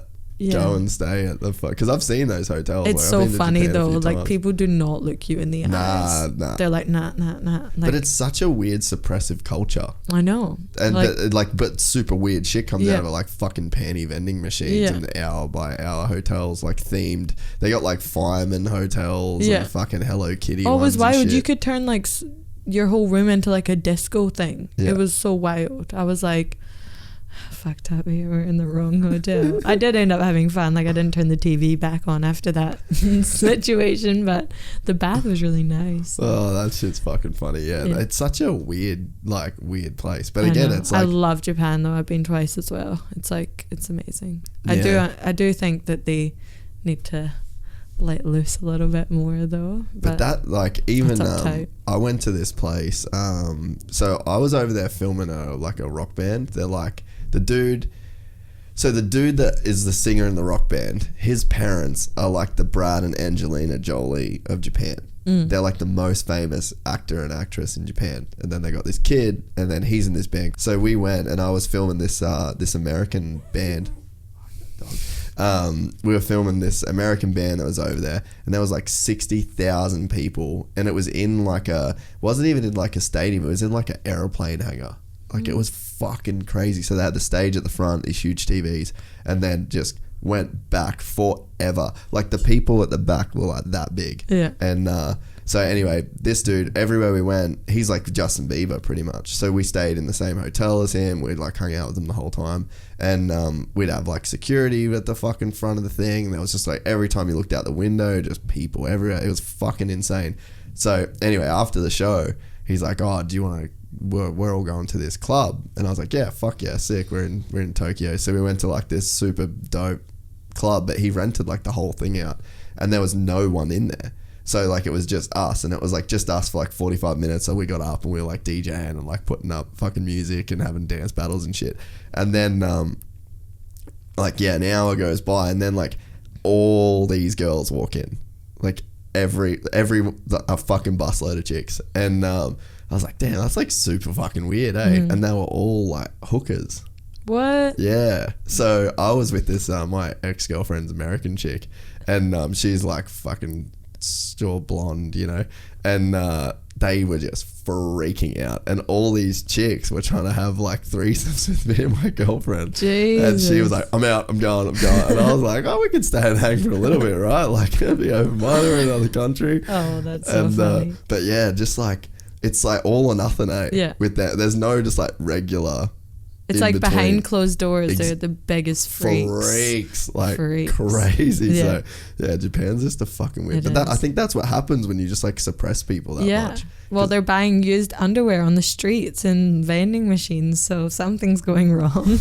Like, where the fuck else would that happen? Nah, it couldn't happen in Australia. That'd be fucking weird. Imagine that, just like at Burleigh Beach, like buy some thongs. Can of Coke. Buy some thongs. They love fighting though, which is like so crazy. Like, yeah, they do. And one's fucking massive right now. Yeah. So like when you get on the train in Japan and stuff, and the big guys in the suits and stuff, and you see the crazy cauliflower ears. Did you see anyone like that? Nah. There's like, I've seen so many like businessmen with big cauliflower ears. So I think that they love it. Huge part of the culture, eh? Yeah. I on the Lachlan Giles camp that I did in Thailand, I met this dude Toshi, who is a brown belt under Imanari. So he was like the coolest fucking dude ever. It was like a bummer for him at the camp in a way, because he doesn't really speak that much English. Yeah. So I got Google Translate, and I didn't have service over there, so I downloaded the Japanese language, and me and him just ended up going everywhere together, and we would just like Google Translate to each other. Ended up being the coolest guy. He sent me like one of his like Japanese rashis and shit, and that's like one of my goals, is to go over there and stay with him in Tokyo and train with him and Imanari. I trained at Imanari. Did you? Yeah, when I was there. How only was for it? one day, but it was really good. Was he there? Yeah, he was there, but he's a crazy guy. Really? He's very good. Yeah. Like he comes out here and does some stuff too. Yeah, I missed his seminar. Yeah. But yeah, you should definitely when you go over there, get in a session with him. We just went for one day, and it was like. Was it good? Yeah, it was good. Did you like leg lock shit with him? A little bit. There was like a tiny bit of technique, and then everyone just rolled. Yeah. So okay. I think it was like the Friday, and it was just like that's their day where they mainly just roll. Yeah. Were you a blue belt then? No, I was purple. You're purple belt. Yeah. Oh, so it was within a year. Yeah. Fuck, that's cool. Yeah, so I haven't done much this year, but I did that. What do you enjoy training the most? At the moment, kickboxing again. Like I just started, because here I was doing like some Muay Thai or some boxing and stuff like that. But over there's a guy, his name's Raphael, he's in the UFC now, but he's like a great K1 fighter, and he does a K1 class. So that's my favorite class. Oh, so you're not doing Muay Thai style with him? No. Yeah. So I do some Muay Thai, yes, and some boxing, and some K1, and some wrestling, and some jiu-jitsu. I do everything, but at the moment, that's your favorite class, yeah. What's it about the kickboxing stuff? I don't know. I guess it just comes in cycles, right? Yeah, but I think it's a little bit of nostalgia too. Like I feel really like... You feel like you are a kickboxer? Yeah, like back in the day, obviously. It's been a while, but like just some of the like drills that he does, I'm like, oh, I remember doing drills like this when I was younger, you know? Yeah. So, yeah. It's one of my favorite classes. But in jiu-jitsu terms, I'm definitely no gi girl. So Yeah. I put on the gi, like I said, for the first time the other week, and I was like, oh, I actually do miss doing gi, but no gi is just so much faster and like More applicable. Yeah. So I love no gi. Yeah, that's what I'm gonna go put on the gi tonight. I feel like I haven't trained the gi for so long. Yeah, I'm putting it on tonight too. Oh really? Whereabouts are you gonna train? South side up there. Oh, probably. Sick. Yeah, nice. You go through phases though. Like for me, I was a white belt for 5 years. Fuck. And I hated gi, never wore the gi. Then I got my blue belt, fell in love with gi, and I was a purple belt within 2 years. Yeah. So I was like wearing the gi like 3 times, 4 times a week even, you know, like, which is crazy for an MMA fighter. But I was like always trying to find time to put on the gi. And I would go like during the day or go after boxing and stuff like that. And then when I got my purple belt, I was like, okay, I'm done with gi now. I'm going to go on no gi. Because like, so funny. I feel like purple belt's a good level for MMA. Yeah. Obviously, it is a dream one day to get a black belt. Yeah, I was going to say, do you want to get a black belt? I do, yeah, but it's not like one of my biggest goals. So I do put the gi on sometimes, but obviously if there's a fight coming up and stuff like that. Yeah, it's useless. Yeah, I just go all no gi. I try and work on like more positional control and stuff like that. Yeah. In MMA, I don't even look to really submit anyone. It's more so like it would be nice, but like you're not looking for it. Yeah. I'm like looking to do damage from all the positions and you know, so yeah. What sort of headspace are you in when you're fighting like that? Like just MMA? Yeah, like are you in just like a fucking kill mindset? Yeah, I get so cocky. I'm really? Like, you're never gonna beat me. Like, you're dumb for even thinking you're gonna beat me. Like, where does that come from in you? Because that's like just not you that much. Like sitting here, you know. Yeah, that's like, fucking cool though. I don't know where it comes from, but like out the back, I start getting like real fucking angry. Like anyone talks to me, fuck off. Like, really? Yeah, like I don't know why, but it just like changes, and yeah, I'm just like at that time, I know no one can beat me. Yeah. Like. I get into the cage and I don't even think anymore. Yeah. Like it just all shuts off. I don't see anyone and all I see is the person in front of me. And it's just like, there's been a couple of times where I've actually started laughing in fights where I'm just like, I got you, you know, like if I hit them really good. So I just become this asshole when I get in there. Does it help you be like mellow in normal life though, do you think? I think so. Yeah, I have an outlet. You know, a lot of people don't have that outlet, but I have an outlet. So yeah, if I haven't trained for like a while or whatever, you know, I get really like built up. Like I haven't been able to really punch with my hand for a little bit. So like if I haven't punched for a while, I'm like, oh fuck my hand, I'm going to training, I need to punch something. So like I've just been wrapping it up really hard and stuff. I definitely feel a lot more zen when I've been at training than if I haven't been. I think that's what's so addictive about jiu-jitsu, and that's why you see like those businessmen in the fucking train in Japan with cauliflower ears, and it's like, even my ears are starting to get fucked, which sucks. Same. But it's like, I'm just like, you know what? That's my fucking, like, that's what it takes to get to go and choke people every fucking day. Like it's really fun to have that outlet. And I've always been like pretty hostile with people. Like I just look to fight people, not fight on the street. Sort of, I don't want to like get in fucking fist fights with people, but if someone wants to argue with me or if someone wants to like try and bully me, I'm like, nah, not me, not me, dude. I got kicked out of 2 schools for fighting. Really? So I've always been the fighter. It's so bad. Yeah, we grew up we used to get a lot of fights as a kid, but I had one thing happen fighting wise that was like pretty scary. I just didn't want to. After that, I got in one fight and a dude got hurt and I was like, I'm done. I don't really want to ever punch someone again in the face.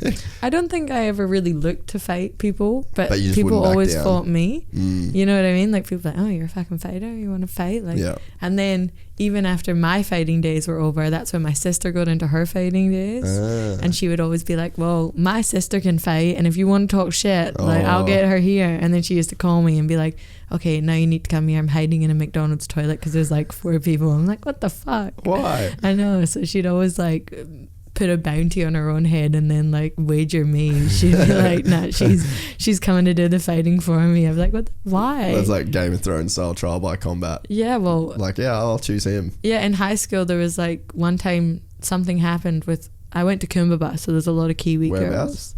Kumbaba High School. Oh, okay. And they're like, obviously, they fight in packs when they fight. And one of them had a problem with my sister. and started a fight with my sister. So I've jumped in, obviously, my little sister. I've jumped in and I'm fighting like 8 girls at one time off my back. They're like pulling my hair. I'm like punching in the air, like kicking in the air. My sister's ran off. Like she's gone. She's abandoned me. And I'm just fighting all these people at one time. And I still remember that. I'm also very angry about the fact that she just abandoned me. But yeah, that was a lot of what my high school looked like, you know. There was another girl in my high school too who used to just try and fight me all the time. Like she'd be nice to me sometimes, but then she would just be like, let's fight. Why can't we fight? I'm like, why do you want to fight? Like, I don't understand. Her name was Sabrina and she'd always try and fight me, and she was fucking massive. Really? Like fat and just like horrible. And I was just school's just so weird for that shit. It's so weird. Yeah, but I don't know. We never actually ended up fighting, so yeah. I guess it's just different when you're a kid. Yeah, there's like social pressures and stuff like that. You know, like people would always try and be like, "Oh, she fights. Like she does training. She's not a fighter. I could beat her." And I'm like, "If you want to beat me, then show me." And we'd always end up fighting. So, yeah. Yeah, the people that can fight are always the ones that end up having to fight. Like one of the reason I got in fights, my best friend was like the gnarliest fucking dude. Like he was like this farm boy that like. He's like Matt Hughes style, man. Like he just can fucking knock people out. Like it was hectic. Even as like a 16-year-old, he would starch people. And then once we started going out in town and parties and shit, word got around that like this dude could fucking fight. And I was just, every single time I went out, I'm like in a fight with my boy Tyson. Like I wish he fucking did some form of MMA, because he was just a fucking insane. Just timing. And like how hard he could hit people, and like I know because me and him got in fucking a bunch of fights as well. But like it'd probably be good for him, because when you get to an adult, like I fought a lot in high school, and then my dad said like, "Hey, you got to stop fighting on the street." Like, which to be honest, like I didn't start a lot of them. Some of them I did start, but I didn't start a lot of them. But as an adult, even when someone starts me now, I'm sort of just like, like I went out and had one night out in Patong. And there was like a massive fight like in Patong with all these adults, and they ended up being like, I knew the people that were in the fight, but they ended up having to pay like so much money. Like if that was in Australia, they would be arrested and blah blah blah, because like one guy ended up with a broken jaw and stuff. But you end up in Thailand, you have to pay so much money due to like corruption and stuff like that. It's just like, why are we fighting? Like we're all professional fighters, and then like it's crazy, a couple of drinks can do to someone, like you end up fighting. So I don't even know how I got to that, but I feel there's definitely like an energy that people have, especially like for dudes, but chicks have it too. Like you watch a fucking blue belt jiu-jitsu comp with like 2 good chicks, man, they're fucking savages. Like I feel like there's an energy that we have that has got to go somewhere. Like there's a primal sort of energy around fighting or combat, or you know, I think everyone should get into something like that, you know. So the world would probably be a lot better place if everyone did. Yeah, a lot less fights for sure. I used to be like a road rage person, and I'd fucking want to be confrontational. And now I'm just like, I just don't give a fuck. But I feel like it's because that urge gets squashed. Yeah, like every day that I'm here and training, like you don't really feel like you have a need for it. And I think that there's definitely a thing too that I've noticed. There's been a couple times in nightclub, and then I was in a casino in Auckland where a guy come up and started trying to fight. I'm just like, I literally said to one dude, I'm like, hey man, unless you're a purple belt or above in jiu-jitsu, we just shouldn't do this. Like there's literally no point in us having this fight. And he was like, what do you mean? And I just like explained the situation. He was like, yeah, all right, whatever. And then so it's like you sort of don't even have to. Yeah, like, you can just like talk yourself out of the fight though. Yeah. Like, you know, I fight, so like, but yeah, I know people that are like high level fighters that people try and fight them just as that ego thing, you know, like, oh, fighter, you know. And in Thailand a lot. Yeah. Like, there's a lot of fights in Patong, and a lot of people, especially like a lot of foreigners that actually live there are fighters, the majority of people that go there. So then there is that big king dick energy in every place that you go, you know. Everyone's like, I'm the top dog, no, I'm the top dog. And that's when it ends up being like, even at sparring, not even just out, but like sometimes the sparring gets way too heated, you know, like 2 great guys trying to prove to one another, everyone else and themselves, that they're better, and it just gets a little bit out of control. But yeah, definitely everyone has that little thing in them that Yeah. they got to get out sometimes. So Yeah, which is cool. And like a lot of there's like really good dudes in jiu-jitsu like at our gym, and they're just like nerdy dudes. And there's like they've just got that beast in them, and it's like, you know, you don't have to be some alpha male fucking tough guy to do good at something like jiu-jitsu. You can literally be an accountant and be a fucking killer. Like Lachlan Giles, man, when we were out, he's so good. We were out in Thailand one night, and we were just playing pool, and then there were these kids. They were like young kickboxer kids, you could kind of tell, and they bumped into Lockie while he was playing pool, and Lockie was just like, oh, sorry boys, real sorry, and they like kind of got arky at him and shit, and Lockie would have fucking murdered these poor kids if they were like probably 18, 19 sort of thing. They got that attitude, and he just zero ego, didn't give a fuck, like just has that, just super chill about it, eh? Yeah, I think that, like we were talking about before, I think that when you get really good at one thing, most of the time you are a nerd, because like you've become so obsessed with one thing that you sort of lose everything else. Because I would describe myself as a nerd. Like, yeah, you were saying that before. Yeah, I think that I'm very nerdy when it comes to anything other than... So what else is like, what's your nerd vibes going out towards? I don't know, I just feel like I'm just like an awkward person, you know? like if I'm not training, I'm very awkward. So like, do you feel like you have to put out an image when it comes to like being a fighter though?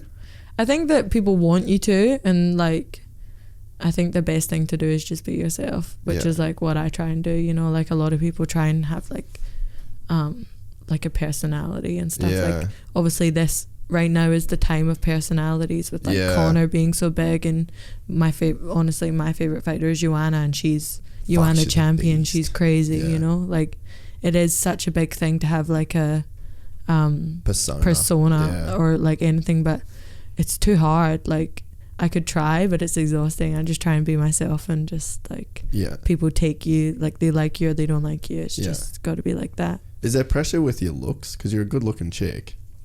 Thank you. There is. I often like everyone has it though, not just like fighters, but the more that you get looked at, the more that you think about it, you know? Like I start to think like, fuck, maybe I should change this, maybe I should change that, you know? Like it's always going to be like that, you know? But I am way more comfortable in my own skin than I ever have been before, which is another thing that I think has actually come from the fighting. Like obviously I'm like, oh shit, all these people are now seeing me fight. Like I never have a six-pack when I fight or anything like that. It's never been something that I have, and I'm like, I was used to be worried about it, but now I'm just like, whatever. People are gonna like me, people are not gonna like me. They can think I'm pretty, they can think I'm not pretty, you know? Like obviously I hope that they think I'm pretty, but more importantly is like how I fight. I feel like that's one of like kind of the awkward things with just, I guess, like women in sport in general, is because like sex sells. It's fucking super simple. But female MMA fighters are way over sexualized. Exactly, because like, it's such a juxtaposition. Yeah, and it's such a niche market too. Yeah. Like fighting. People who like fighting like is so, like it's not everyone. Like it's more widely accepted than it's ever been before, but it's still a niche market, you know? And then when you're a girl and you're trying to make it to the top and like you're somewhat pretty, they start pushing like maybe you should start doing this and this and this. And it's like, even now I get that, like I bet, you know, I'm like, oh, I'll upload a picture in a bikini, but then it's like, why am I doing that, you know? Like if I'm being completely honest, that's like often that runs through my head, you know? Like it sort of should too, really. Yeah, like you start thinking like that's, unfortunately that is an easier way to get ahead, is like to start like projecting not only that you're good training but you're good looking too, you know? Like it just makes it a little bit easier. It's a weird thing though, because I often think about it in the of like, well, what would I do? Because it's like path of least resistance, right? Because it's like, you look at like Paige Van Zandt, how many dudes are like, fuck, how hot is Paige Van Zandt? Like, but she's not even that good of a fighter. Exactly, but look at where she is. Yeah. So it's like, what it's like a moral thing that I don't really have the answer to. Like I would never judge, like if you come in here and you were like, Oh yeah, I fucking love to get the bikini stuff out of the ground. People fucking froth it, helps me sell fights. I'd be like, don't know if I could be mad at it. No. Because it's like, fuck, would I do it? If it's, you know, again, it's path of least resistance. Like, what are you trying to achieve in your career? But if it's something that doesn't sit well with you and you want to be known for something other than that, then it's like, then I fucking get it too. I think people should just do what they want to do, you know? Yeah. Like, no matter what, like, obviously in sport and stuff like that, the more famous you become, the more people are watching, and the more people feel the need to be something that they're not, you know? So my main goal is to just do what I want to do, you know? Like, don't overthink it. Like, if I want to upload a picture, I'm going to upload a picture. If I don't want to do it, I'm not going to do it, you know? Like, I feel like Paige Van Zandt, for example, uploads so much stuff, like sexual sort of photos, you know, especially now that she's got her titties boobs done, done. right? Like now, during mid-career. Yeah. She does that now, and she complains she can't make straw weight anymore, and she's too small for flyweight. She can't make straw weight. There needs to be something in the middle. How many pounds Giant would be in tits. them? Yeah. Don't know, but they're big. like 2 or 3 pounds, right? Yeah, for sure. And it's like, that's hard to cut. Yeah. And even now with all her sponsors, like every photo she uploads is like, you can see full-blown cleavage. I'm not mad at it, but like, you know, that's how she gets ahead. Yeah. Nobody's going to sit there and talk about how good of a fighter Paige Van Zandt is. That's sort of the problem, eh? So she needs to do something like that. Yeah. My main goal is to just be that bad be a bitch good that fighter, you know? gets it done. Yeah.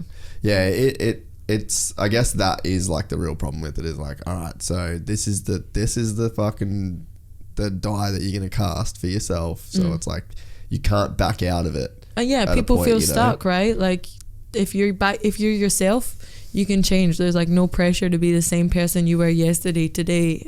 If you're just being yourself, and people will understand that. But people who are putting on this fake persona, like, you've got to do it forever, you know? And it's like, that's exhausting. Dude, you're so right. And I think Rose Namajunas is like the hottest chick in the UFC. Oh, she's the best. Shake the fucking head. Yeah, she's the best. She's so real, you know? Like, and that's why I think she's the hottest chick in the UFC. Because it's not about the look side of it, you know? It's just like, she's a bad motherfucker. Yeah. And, you know, she owns it. I think that, I mean, especially like the look that Paige Van Zandt has. Like, she has... Christian girl. Exactly. Like, girl next door. Like, that's like... And from living there, that's like the fucking dream. Those like dudes over there just froth that shit super hard, you know? Yeah. And so it's like, I think she's got even more pressure as like that blonde. Like, she could be a fucking card girl. Like a round girl. Exactly. Yeah. And it's like, that's like kind of the dream, you know, for like a Dana White sort of style, where it's like, we're going to, this girl's like, she could be one of our ring girls, but she's going to get in and fight. But she's also like, she's not that good of a fighter, you know? Like, I know I said that before, and there's no hate, but like, I feel like because she has had such an easy route, she's not developed in the same way. And she doesn't, like, obviously she's coming back to fighting soon, but she's taken such a long period off, and the way that she stayed relevant was by doing the Instagram stuff, you know? So that's never going to be one of my goals. I want to just like fight. And whatever people think about me, they're going to think about me regardless of what I'm doing, you know? So... Well, that's it. That's definitely like an impression I got since this thing between us doing the podcast got lined up from following you, is that you don't seem like you put a massive focus into like the look side of what you're doing. Yeah. No. So like, as a female, obviously I want to look pretty and like have the would be like have natural, the feminine side, because that's just what girls like to do. Yeah, you'd like to do that as a girl, not just as a fighter. Yeah, but when it comes to training, like at the gym, there's no makeup. There's like, my hair's in like the messiest, sweatiest bun ever. I drill on people. I've literally accidentally drilled on people before. You know, like one time I put my toe in my friend's mouth when we were rolling. It's so not attractive, you know what I mean? But when you leave the gym, as a girl, you still want to feel pretty and stuff like that. So yeah, occasionally I put up like photos of myself not at training and stuff like that. It's not trying to sell anything that I'm not. It's just being a woman. Yeah, you know. So how big was the whole like Ronda Rousey thing for you as a girl? I didn't really like Ronda Rousey, but Gina Carano was more of like my style, you know. So she was around before Ronda, and she was just like. So you were influenced towards the mixed martial arts thing before the whole Ronda Rousey thing happened. Yeah, before girls even. My favourite fighter when I was younger was Phil Baroni, who's like... That's random he's as fuck. so old school, you know? Yeah. Like, he's no one's favourite fighter. He was my favourite fighter. I That's loved awesome. him. Why is that? I had like a full-blown robe, the same as what he used to walk No. out in. I did. That's gangster. I asked my dad about it. It was crazy. But he was my favourite. I don't know why. Just loved the way he fighted. Fought. Love the way he fought. It's alright, you get hit in the Cut head. that out. You're not even going to cut it out. No, I won't. But I loved the way he fought, and I loved like just him, you know. So he was one of my favorites. And then Anderson Silva, BJ Penn, Jose Aldo. So the girls weren't even a thing for me. It wasn't like So that's like really females. cool. Yeah. I was like annoyed that girls weren't in the UFC. So when Ronda got in, it was so cool. She opened up so many doors for women. But you got to look at people like Gina Carano and Chris Cyborg and all them, Julie Kedzie, you know, like all the girls that opened the doors first. Like, exactly, Misha for a Tate. while. You know, so Ronda made it mainstream by looks, etc. Yeah. But I wasn't her biggest fan. Like, I always thought she was gonna, like, I thought what happened to her was gonna happen. Yeah. Because if you think about it, from like of being I was like pretty into the UFC around like the whole like Ultimate Fighter 1. Like I was pretty balls deep in it even back then as a kid. Yeah. And I remember thinking with the whole Ronda thing, I'm like, I feel like all the good girls are signed to like other places, and now the UFC has like said, yeah, we'll have chicks. It's like they've got this one chick that is like that's their deal, and then it's like they've just got to find girls for her to fight, and it's because Holly Holm was in K1, I'm pretty sure she was boxing was she in boxing at the time, yeah, but it's like all these other chicks were in these other promotions. Cyborg was in another promotion, like, and then it was how many badass motherfuckers were just in like boxing or like doing jiu-jitsu stuff or in kickboxing, and it's like I sort of felt like in a few years that this sort of whole thing was going to catch up with Rousey, because you could just see she just wasn't the same, and it didn't feel like if you did watch women's boxing, you would see like such different movements. So it looked so much more fluid and natural. Like obviously her judo shit was crazy, but it's like it just didn't seem like it was gonna last. Well, MMA is mixed martial arts, right? Like if you've got one path to victory, eventually people are going to figure out how like to mitigate that, you know. And as one person's level rises with the girls, so did everyone else's, you know. Like look at strawweight in the UFC now. It is so deep. It's like probably their deepest division, you know. All the girls are so good. 3 years ago the girls were not that good, you know. It's because when one person gets up there, everyone's chasing that person, you know. Ronda was that person for such a long time, and there was people sitting there who had the skill to beat her, like Amanda and Holly and stuff like that.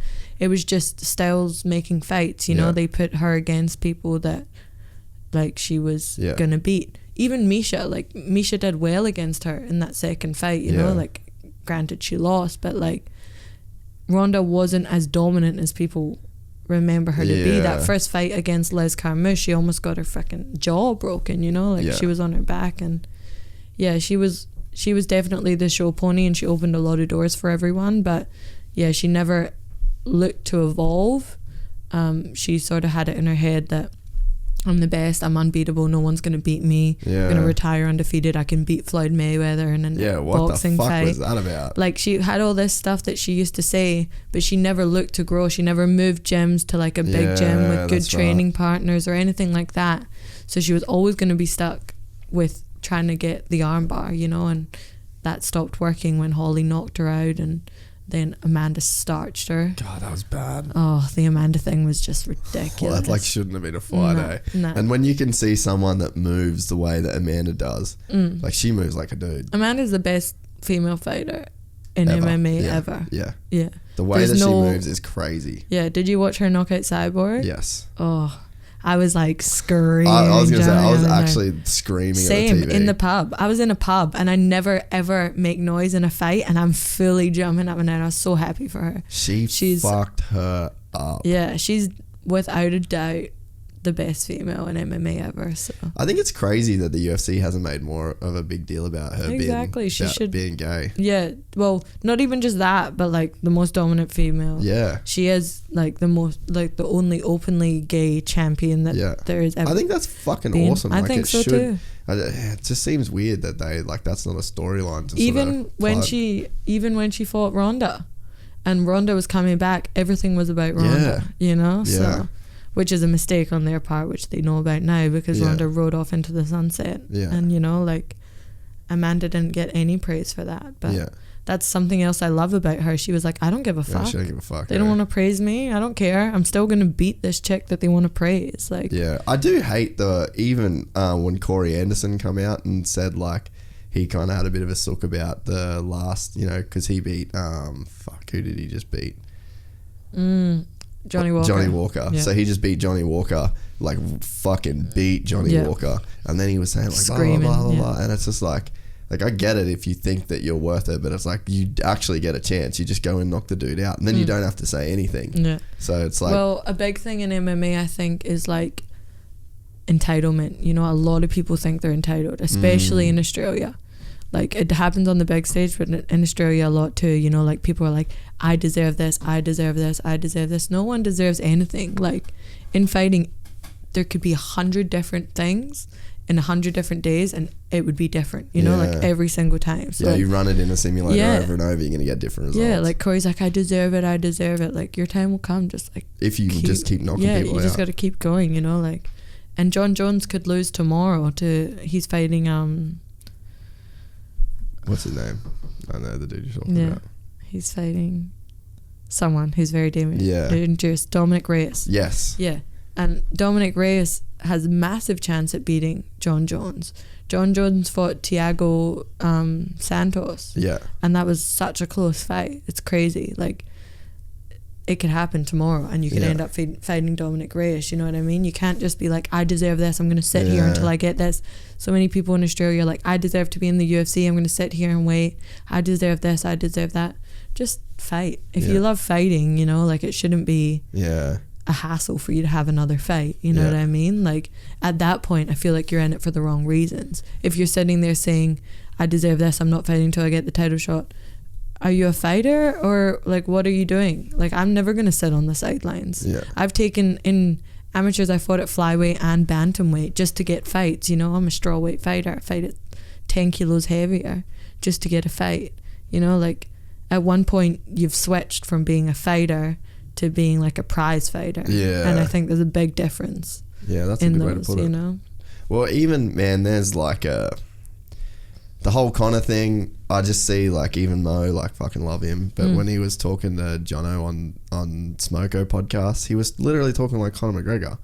And the perspective, like, in my head, I'm like, well, fuck, like, yeah, it's rad. I'm stoked that you're doing it. But it's like, even if you win this fight, you're 1-0. Yeah. If you lose this fight, you're 0-1. And that, like, the way, I think there's like just this brand, like, there's this machine and this mindset in UFC that, like, Conor's like kind of laid out for people. Yeah. And it seems like that's just how everyone wants to talk. Everyone wants to, like, I don't know, it's like this model that's been built, and it's just like, fuck, people, like, just fight, get in there and fight. And then, like, be, you know, even if you win this, it's like you're 0-1. It's like, that's all right. But no one's getting into the UFC on an 0-1 record, and no one's getting into the UFC on an 0-2 record. No one's getting in the UFC on 2-0, sorry, 1-0, 2-0, 3-0. Like, it's fucking not, even that's not happening. Like, you don't need, at this stage in the game, it's like, you don't even need to talk. And when you get in the UFC, you don't need to say that you're going to do this, or just get in there. Like, you get a chance. You get a chance to go in and fuck that person up, or they're going to fuck you up. Yeah. It's like, you don't really need to do a lot of the talk. I understand that, like, at the upper echelon, the way that Nate called out Masvidal, like, that's fucking genius. That fight wouldn't have happened if he didn't do that. So it's like, I get it. At that level, like, there is a branding exercise that is taking place, but like you said, in Australia, it's just like, get in there, fucking fight. Yeah. And it's like it's the win and the loss record that gets you into promotions. Exactly. And if you look at it in the way that like 100 Conor McGregors are not going to be famous. You know what I mean? It's going to be one Conor McGregor that's going to make it. It's going to be one Nate Diaz that's going to make it. You just got to be yourself. You got to be get there by being the version of you that's going to make it. You know, Conor didn't follow anybody's path because he made his own path. Nate didn't follow anyone's path. He made his own path. All these people are trying to be the exact same as these other people. All you're going to ever be at most is right directly under this person. You know, you're never going to be looked at in the same light. You just got to be yourself. Like wins and losses is what makes it, you know, especially when you're in the low level. You just got to fight, get wins eventually. Like if you want to become undeniable, if you want to talk and that's your thing, then talk, but don't do it because you're copying anybody else and trying to make it, you know. For me, like all the time I don't talk, but in fight week I'll talk so much shit. Like that's just what comes out of my mouth naturally, you know. Like don't try and put on. I want to hear you talk shit persona. Now. Where can I watch you talking shit? I've done a couple of talking shit with Kumite TV. I don't know, just call me on fight week. I'll give you my number. You can call me. I'll talk some shit. That's fucking awesome. I know. But yeah, you're right. Like, and I think that there is like even with Israel Adesanya. So everyone looks at the way that he talks, but it's like he didn't talk until he was like fucking dudes up all over the world in every different promotion, like literally living in the Matrix, undefeated in the UFC. And it's like he talked shit to get what fight he was talking shit to get the who did he fight before Whittaker? Kelvin. Yeah, like really, like you're only really seeing him like start to talk to get that big fight, to get Kelvin, and then he's like, I'm gonna get the champ, and then he fucking beats the champ. Now he's calling out Romero. It's like you see it as like a young fighter or whatever, and you like see that mold, but it's like in perspective, that's his last 3 fights is that you're really seeing his persona. But it's like that's because he's at the fucking top of the food chain now, you know. Like he's done his hard yards. He fought in basketball courts and football fields out the back. He's done all those low level fights, you know. He did kickboxing competitions wearing shin guards. He's done everything, made no noise, you know, like and now he's up there, and that's what he's doing in order to make his money and stuff like that. But he's proved himself. He's not some overnight success, you know. Like he's proved himself to the point where he can now do those things. People who do those things, people who do those things from day one, it's like, who are you trying to prove? Well, it's like I mean, I think this about a lot of people in a lot of different ways. Like even people that post like constant relationship stuff about how happy they are. I'm like, you trying to convince me that you're happy, or you trying to convince yourself that you're happy? And I think that there's people that do that with fighting as well, where they're like, I'm the realest fucking. Oh, it's like, yeah, cool. If you are, then like you probably shouldn't really have to tell, you know. But I read in this book, it was pretty cool, where it says there's people that will talk about it and then don't do it. There's people that'll talk about it and they'll do it, and there's people that won't talk about it and they'll do it. And after I read that, I'm like, I want to be the last one. I want to be the dude that doesn't talk about it and fucking just does it. Because that's a bad motherfucker right there. Yeah, exactly. Like usually the quietest in the room is always the most dangerous, you know. So like even with the Nate thing, Nate calling out Jorge, look what Jorge did to Nate, you know. And Jorge didn't say nothing about it. He was just like, I'm the best. You're not going to beat me, you know. It's another thing I loved about Jose Aldo when he was in like his prime. He was just fucking people up. And you never heard of him like sitting there and talking shit, you know what I mean? Like he would just go there and just fuck people up and then go home and then do it again and then do it again, you know. So like that's what I want to do too. Like if someone wants to talk shit, then okay, like I'm not going to back down from it, but I don't think that like... You don't need to build a career on it. No, in day-to-day life, I'm just like, whatever, you know, like I'm genuinely pretty happy, so I don't feel the need to like project this fake angry persona. But when it comes to fight week and I'm starting to think about... Your rested bitch face does that for you. Yeah, well, apparently. Is it bad? No, not now, just training. Yeah, so... I honestly think, you tell me if I'm fucking tripping, I feel like at the end of that third round with Nate and Masvidal, it was turning into like I agree. Masvidal, like there was literally a shot of like the camera was on them because I'm pretty sure that Nate it was up against the cage. I'm pretty sure Nate had his back to the cage and it was sort of like really like tight, like clinch boxing sort of thing. And Nate started hitting him, and then the fucking horn went, and Jorge turned around and like looked at the camera, but not knowing it was the camera, and there was an expression on his face that was like, "Fuck." All right, 4 and 5. Yeah, I think that the tables were turning, but that was a nasty cut. You know, like it wasn't to the point where it was like, fuck, Nate was definitely going to win if that went on. You know what I mean? Yeah, no, I don't think so either. But I am interested to see. I am interested to see another one, but at the same time, I'm like, the cut was the same size from round 1 to round 3, so it was kind of a strange decision for them to just cut New it York's off there. just bad for that though. I do understand, like, it was massive. Yeah. But he opens so easily. Like, you can breathe on him the wrong way and he's going to open up. Yeah. So they've also got to take that into account, you know? Like, if it's someone who's never cut before and they've got something like that, you're like, that's pretty bad, yeah. But if it's someone who cuts all the time, you're like, oh, that's just scar tissue. That's not going to get any worse, you know? Because it wasn't going to get any worse. Yeah. And you definitely can't say like, oh, if we've kept going, like, we don't know, like it's gone now. Exactly. But you think about the Conor fight, dude, this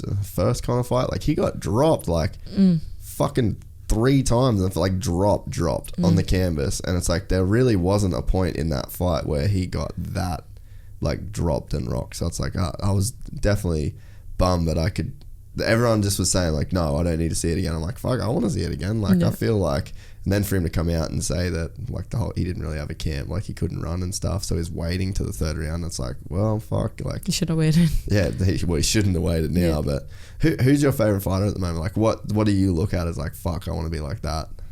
I really like Joanna, like always, you know. So she's definitely my favorite. That's who I aspire to fight, like, you know. And I think what's it about her style? I just like the pressure. I was gonna say constant pressure. Yeah, I fight. I don't know if you've watched any of my fights, yet, no. But I'm like, well, fuck you. I need to. I didn't know you were doing this. Your dad texted me yesterday. Okay, don't put that out there. My dad didn't text you. You approached me. No, well, I did the first time around. Yeah. No, I'm like a pressure fighter as well. So Joanna's style is like a lot like mine. So just like constantly in your face, like putting pressure on, and that's just the way that I like to fight. You know, like really aggressive. Yeah. I love the Diaz brothers as well. I love Jorge. Yeah. There's so many people out there that I love. Israel Adesanya, you know, all the steady kickboxing boys. Yeah. Everyone. Dude, like, Hawker's on a run now too. They're all so hot right now. There's so many people that I'm just like, that right now are just amazing, you know. There's not one person that I'm watching like so many people. But if I was to say my favorite fighter, it's definitely Joanna. Yeah, that's sick. Do you visualize a lot, and do you visualize like the day that you sign that UFC contract, and do you visualize people that you're going to fight and putting on the Reebok gear? Do you let yourself think like that? No, I don't really visualize ever. Why not? I do in fight week, but I don't know, it's just not something that has ever come sort of naturally to me. But have you ever like tried to do it? No.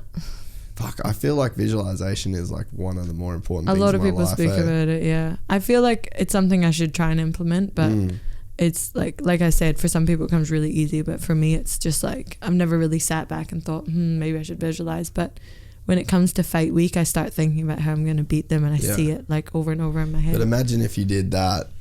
Well, does it work? Yeah. Well, imagine if you did that about like, putting on the Reebok stuff and having Stitch put Vaseline on your face at the start of, you know, like before you get in the cage, and Bruce Buffer saying your name. Like, you know, if it works for the fight week stuff, and you can kind of like see the way you finish people, and you can see the pressure, and you can see the things that you're going to do in that fight, like, why wouldn't it work to just the little shit, you know? Because I feel like that mental rehearsal is so important for like when you get there. Whether it helps you get there or not, like I'm sure subconsciously it would, but I know for me, like I always think about guests I want to have on, or I think about the way that this studio was going to look like, because it didn't look like this when I was building it. You've got to have that vision in your head of what you think, what you know it's going to look like, and what it's going to feel like to sit there and, you know, sit down and have conversations, because like it's a fucking grind to get there. So it's like, what do you have to keep you sort of going? I feel like the UFC being such a big goal of yours, it's like, fuck, I'd be like sitting there thinking about what it's going to feel like to have input you know, Vaseline on my face, what it's going to sound like to have Bruce Buffer, what it's going to be like to have Joe Rogan interview you in the octagon. Like, that's fucking powerful shit, you know, if you could, because it can give you feelings, like in the same way that you can get anxious when you think about something, you can get like that positive like flood of energy that comes through of like, fuck, like imagine when he's gonna Joe Rogan's gonna be like, all right, I'm here with King Casey, you just got a knockout in the first round, you know, like if you can hear that shit in your head, it's like, fuck, like I'd be chasing that shit down. Yeah, I definitely like think about it a lot, and it's always like in my mind, the UFC stuff, and obviously it is a big goal, but yeah, like I don't know visualization to what extent, because I do see some things, you know what I mean, but it's not like I ever sit down and like actively seek to visualize it. Just like occasionally it'll just like pop into my head. And yeah, the Joe Rogan stuff's a big thing. I'm like such a Joe Rogan fan. Yeah, because you listen to the podcast with him. Huh? I don't know, he's just like my Oprah, you know what I mean? It's funny, like he kind of is like our generation. He's so Oprah. smart too, and like just, I don't know, I'm such a Joe Rogan fangirl. Fine, go on his podcast then. Fuck. I'm Gypsy Tales fangirl as well. You gotta say you that. just said that we texted yesterday. No, well, we had it lined up, and then I'll tell everyone, we had it lined up, and I was supposed to go watch you fight, like it was a whole thing, and then I got the fucking man flu, and I pussed out, and I just didn't want to get anybody sick. No, I was and like, your YouTube's been broken for the past. My what? YouTube. Has it? For my fights. Oh yeah, no. Well, I was driving to. I wanted to watch you fight in person. Yeah. And then I was just, sorry, I'll watch you fight. I'll watch it as soon as you leave. Yeah. Okay. We've been going for 2.5 hours. You got anywhere to be? No. What else you want to talk about? Don't know. I don't know. Got other shit going on? Not really. Just training. That's pretty much all that I do with my life. So yeah, go back to Thailand to start training again on Friday. When do you? So you go back on Friday? Yeah, Friday morning first thing. Do you miss it when you're here? Yes, Thailand. Yes. Yeah. Yeah, I don't ever miss Australia when I'm gone. Yeah, I don't know why, but it's just like I feel like I've got such a pull to go there. Yeah. You know, so. Do you ever get like tired of having so much drive? No. Really? No. Some days I get to training though, and I've been like so hyped up about training that I'm not tired by the time I get to training, you know? Or like the end of the day, my last class usually finishes about 6:30 at night Thailand time, and I go for a shower and I usually I just pass out. Like I've done 3 sessions, I've only thought about training for the whole day, and I'm just like passed out. I'm just like fuck everything, and just like dead to the world, you know? So occasionally it does get exhausting, but not in that way, you know? Like when you're like, when you want something so bad and then you're mentally thinking about it, you're physically seeking it, you're like you're focused on all these little things, you're just like exhausted. Because you seem like you're like super just happy, like that. You just don't seem, a lot of times I feel like with fighters especially, there's like it's like demons, you know, where it's like the fighting is like the thing that either keeps them distracted from the demons, or it's like the way to exercise it. But you just seem like you're just super driven. Yeah. I think that I used to have the demons and stuff that you're talking about. But yeah, like the past 6 months, I think I've had like a lot of personal growth, like outside of fighting, just little things. Like I like had a relationship that like ended up breaking up and stuff like that, and you just learn a lot about yourself. I think I'd agree with that. I was in this relationship for a long time, and before that I was in another long-term relationship, and had been in long-term relationships since before I was 18, you know, like for a long time. So I never really had like the time to just focus on myself and focus on my career and what I wanted, who I am as a person, and all this like stuff, you know. So I spent like a long time doing that. So I think for some reason the demons just disappeared, and like I'm a lot happier now. So a lot of people tell me like I just look happy. So I think it's a lot to do with that, a lot of personal growth and stuff. That's definitely like an interesting thing when you go through the relationship stuff, especially when you're young, because I think that a lot of people, they don't like, a lot of people don't really know how to be alone. Yeah, that's something I never knew up until like 6 months, maybe 8 months ago.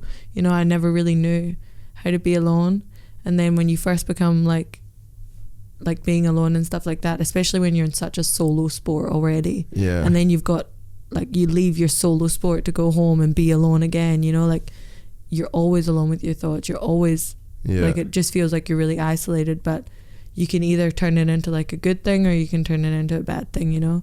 And eventually you end up like learning to love yourself, being good in your own skin and stuff like that, you know. So that was a big thing for me as well. I've only recently started to like think I'm the shit, because I am.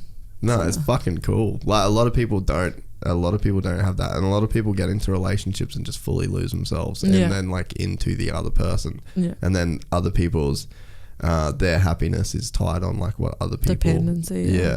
Yeah, I'm very independent now. Like I said to you, I sold all my stuff and moved over to another country. Like, we were already here when we moved to Australia. It was just like my parents, my sister and I, and now it's just me over there. And like, genuinely never been happier, and I have to do everything by myself. I'm constantly alone. I have a lot of friends there, but like a lot of the time I'm by myself, you know. So was that hard at the start? It was hard at the start, but now it just feels like it's where I should be, you know what I mean? Like, it feels like it's natural now. It was hard at first to not have anyone to turn to when like in training you have a bad day, there's no one that you can turn to and like talk to, but then you almost have to go through these like battles with yourself when you've had a bad day, and you sit there and you talk to yourself about it almost, you know, like inside, like, why was it a bad day, what happened, blah blah blah. And when you start having these inner conversations with yourself, and then you start to become like more in tune with yourself, and I feel like I'm so in tune with like how my body works and how my mind works and everything like that now than I ever have been before, from being alone so much, if you know what I mean. Like, no, definitely. I feel like I understand myself now. One of the things I was gonna ask is what it's like to be a chick fighter that has to date is it hard to date normal dudes, or do you just have to try and date other fighters, or how does that has that been something that's been hard?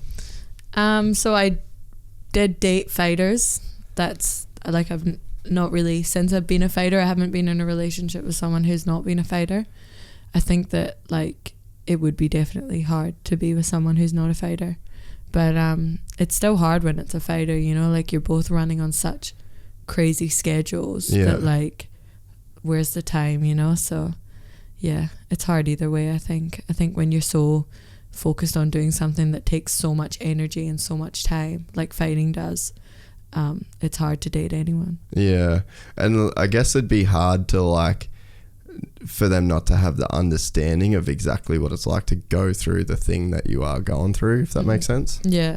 But a lot of people, like you said, that fight have a lot of demons too, so like finding someone who's like not completely fucked up is like also hard. So I don't know, for me, like relationships at this stage of my life are not a thing. Like, it's not something I'm actively seeking to like do or like anything like that. So at the moment, like my only focus is my career. So no one, stay away from me.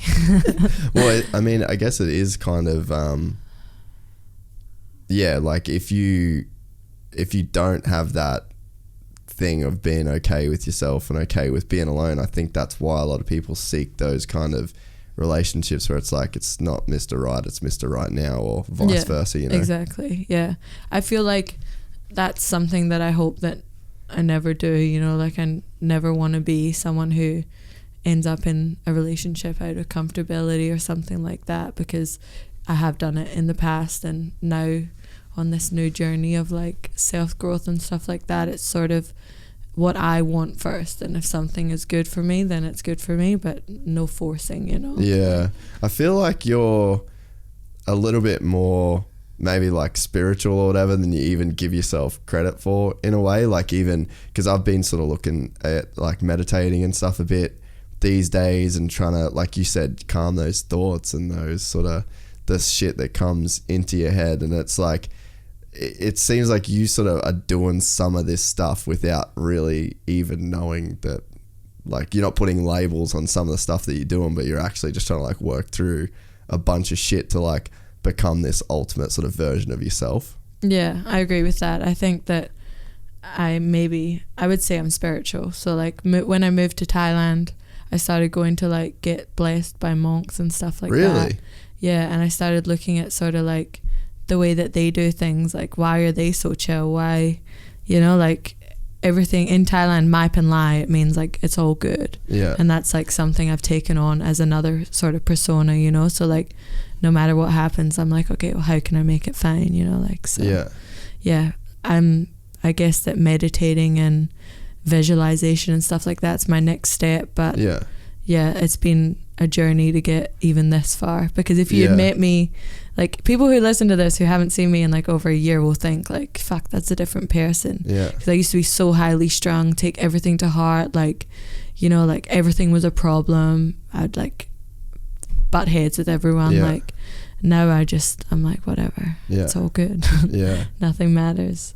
I feel similar about that. I think that one of the things I've learned lately is that there's like a cycle where it's like you think something and then it makes you feel a certain way, and because you feel that certain way, it makes you think that same way, which makes you feel, which makes you think, and like we get in these fucking cycles of being sad or angry or pissed off or guilty. Like you have those like negative emotions, and it's just like when that cycle keeps going, it turns into a bad mood, and then that bad mood can turn into just a bad personality trait. And it's like when you just live in that. So now I think my thing that's led me to like the whole, I guess, that meditation side, because this is the sickest thing about this podcast. I just get to like take bits of nuggets of wisdom from all of these super cool fucking people, and that lately has all been pointing me towards some meditation style stuff and just different. Visualization's always been like a massive thing in my life. I wouldn't have called it visualization,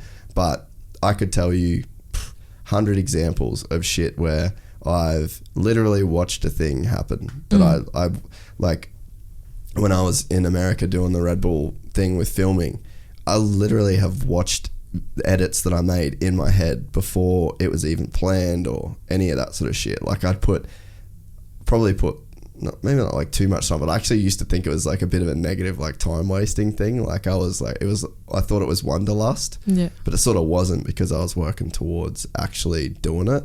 And so that's always been a thing, but I never called it like visualization. And nowadays I'm like, I'm going to actually like think on that shit.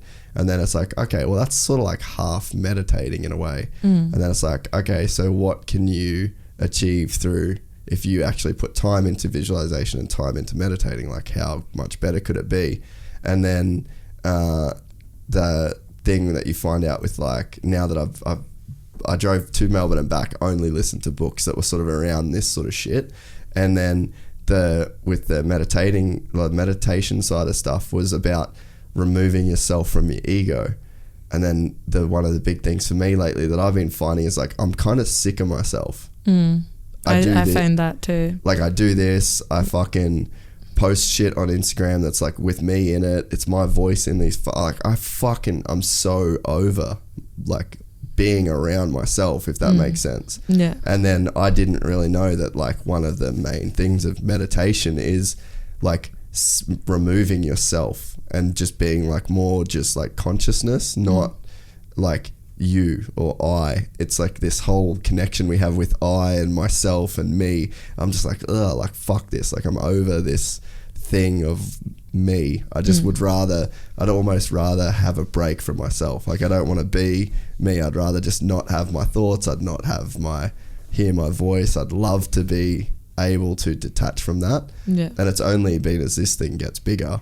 Yeah, I think that I'm probably on like the opposite side of that at the moment. Like I seen something the other day that was like real growth starts when you're tired of your own shit. I don't know but it was like a thing that was going around, and I was like, that's so true, because in the past 6 months I've completely turned myself around from like being a negative thinker to being a positive thinker. And like the power of positive thinking is just massive, you know, no matter like what it is, whether it's thinking about traffic, you know, like if you think positively about like, oh well, like I'll be there soon, you know, instead of being like, fuck this traffic, you know, like just little things like that I've changed, and I've started to like really enjoy my own company more. Like I feel like I used to hang out with people just to be with someone else so that I didn't think, whereas now I'm like, oh, I want to be by myself, so I'll go by myself, I'll go eat by myself, go to the movies by myself, all these things that I never used to do before.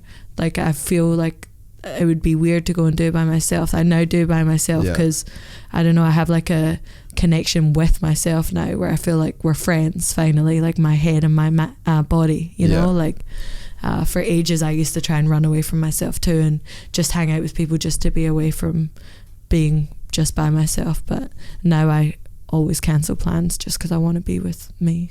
It's cool though, and especially the fact that you're young doing that. Like I'm 31, so it's like this is a fairly new, like, oh, I'm late to that party, but now even I think now I'm like, fuck, like even how good I've got how good I've got at jiu-jitsu, like this was super hard for me at the start, it's hard for everyone, and now I'm like, fuck, I feel like if I did the meditation thing, like imagine 2-3 years from now, like I could probably be like real good, and I could probably get to the point where like I'm not myself for a while. I can just like dump all of it, disconnect, and just like be fully in the moment. Because if you think about it, like whatever a thought is, like I'm cold, I'm hungry, I'm this, I'm that, I'm fucking tired, I'm angry.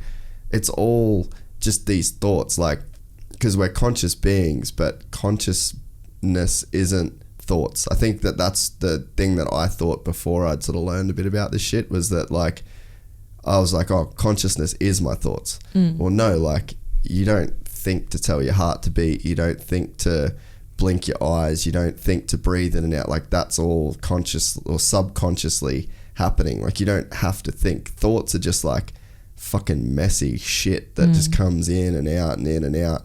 So it's like, that's one of the things where I'm like, fuck, maybe like there is a way to just like dump all that shit, and then you wouldn't have to distract yourself with work. You wouldn't have to distract yourself with friends or TV or whatever it is. It's like you could just like dump all that shit and actually fucking chill. Yeah, there's definitely a way to do it, you know, like I don't think a lot of people have it mastered, and especially people who live really crazy, busy, hectic lives, you know, like it's so hard to like sit down and slow that all the way down, which is what I think your body really needs to meditate. Like that's why I struggle to meditate, because I am such an energy filled person, you know, like I'm go, that when it comes time to like sit down and try and like let myself relax and meditate, it's like, oh, I'm thinking about the next thing I've got to do, you know, and I think a lot of people go through that. So you sit down and you try and tell yourself to have a break, but then you start stressing about something that you've got to do or something like that. So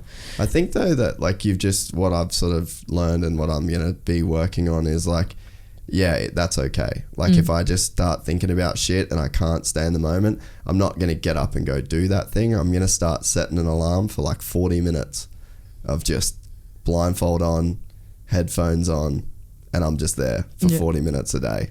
And it's like I'm just gonna see consistently what happens, because it's like, fuck, there's only so long you could think about something until your mind, it's like when you like you're using like one of those massage balls and you're on a knot, and it's like, fuck, and then it just lets go. I in my mind I'm like, I could see how the whole meditation thing could kind of be like that for a mental side, for your brain. Well, when do you ever sit there for 40 minutes of yourself and just try and think about nothing? Like, no, never. You never do that. When do you even sit down for like 40 minutes to just sit for 40 minutes? Never. I don't think I ever do that, you know. So there definitely has to be some power to it, and if it happens to your muscles, your mind's a muscle, you know, like it's going to happen to it eventually, depending how long it takes to sort of build up that tolerance to be able to actually release, you know. So I agree. I think it's something that's powerful and something that I need to do as well. Like a lot of people are like, I should do it, but we never end up doing it. Yeah, that's been me for a really long time. Me too. So. But this has been this podcast has been the thing that's kind of like led me to that. And I've tried to go along with all of the stuff that, like whatever comes up in this from other people, I just try and do it. Like take it on board. There's a really, really great one with Taylor Cecil that he come on and fuck, like he just, I think that was actually like a life-changing podcast for me. Like just the stuff he said just really hit home. He pointed towards meditation, and then there's been a few other things that have sort of pointed towards it. That's same as that book on depression, anxiety. I'm like, I'm not depressed or anxious. I read that thing and I've fucking learned a lot about, like I learned a lot about myself through it. So, and then I think that's like my next little project of this whole deal, is just to like take that shit on board and see where it goes. Yeah, I think it's something that is going to be a project of mine soon too. Like I said, this year has been a big year for me, trying to grow in every aspect. So if it's something that will help me, I should definitely look into doing it. Yeah. I always find myself telling myself I don't have time, you know, but then I definitely seen your screen do. Time. Yeah, you got time. It's bad. So yeah. Well, we just did the 3 hours. We did the damn thing. I really appreciate you coming on. It was a fucking cool chat, and I'm excited to watch some of your fights. Yeah, it was good to finally do it. Yeah, I'm excited to watch you fight in person as well. Yes, very soon. So good luck with everything. I should have some news soon, but appreciate it. Thank you. Sweet.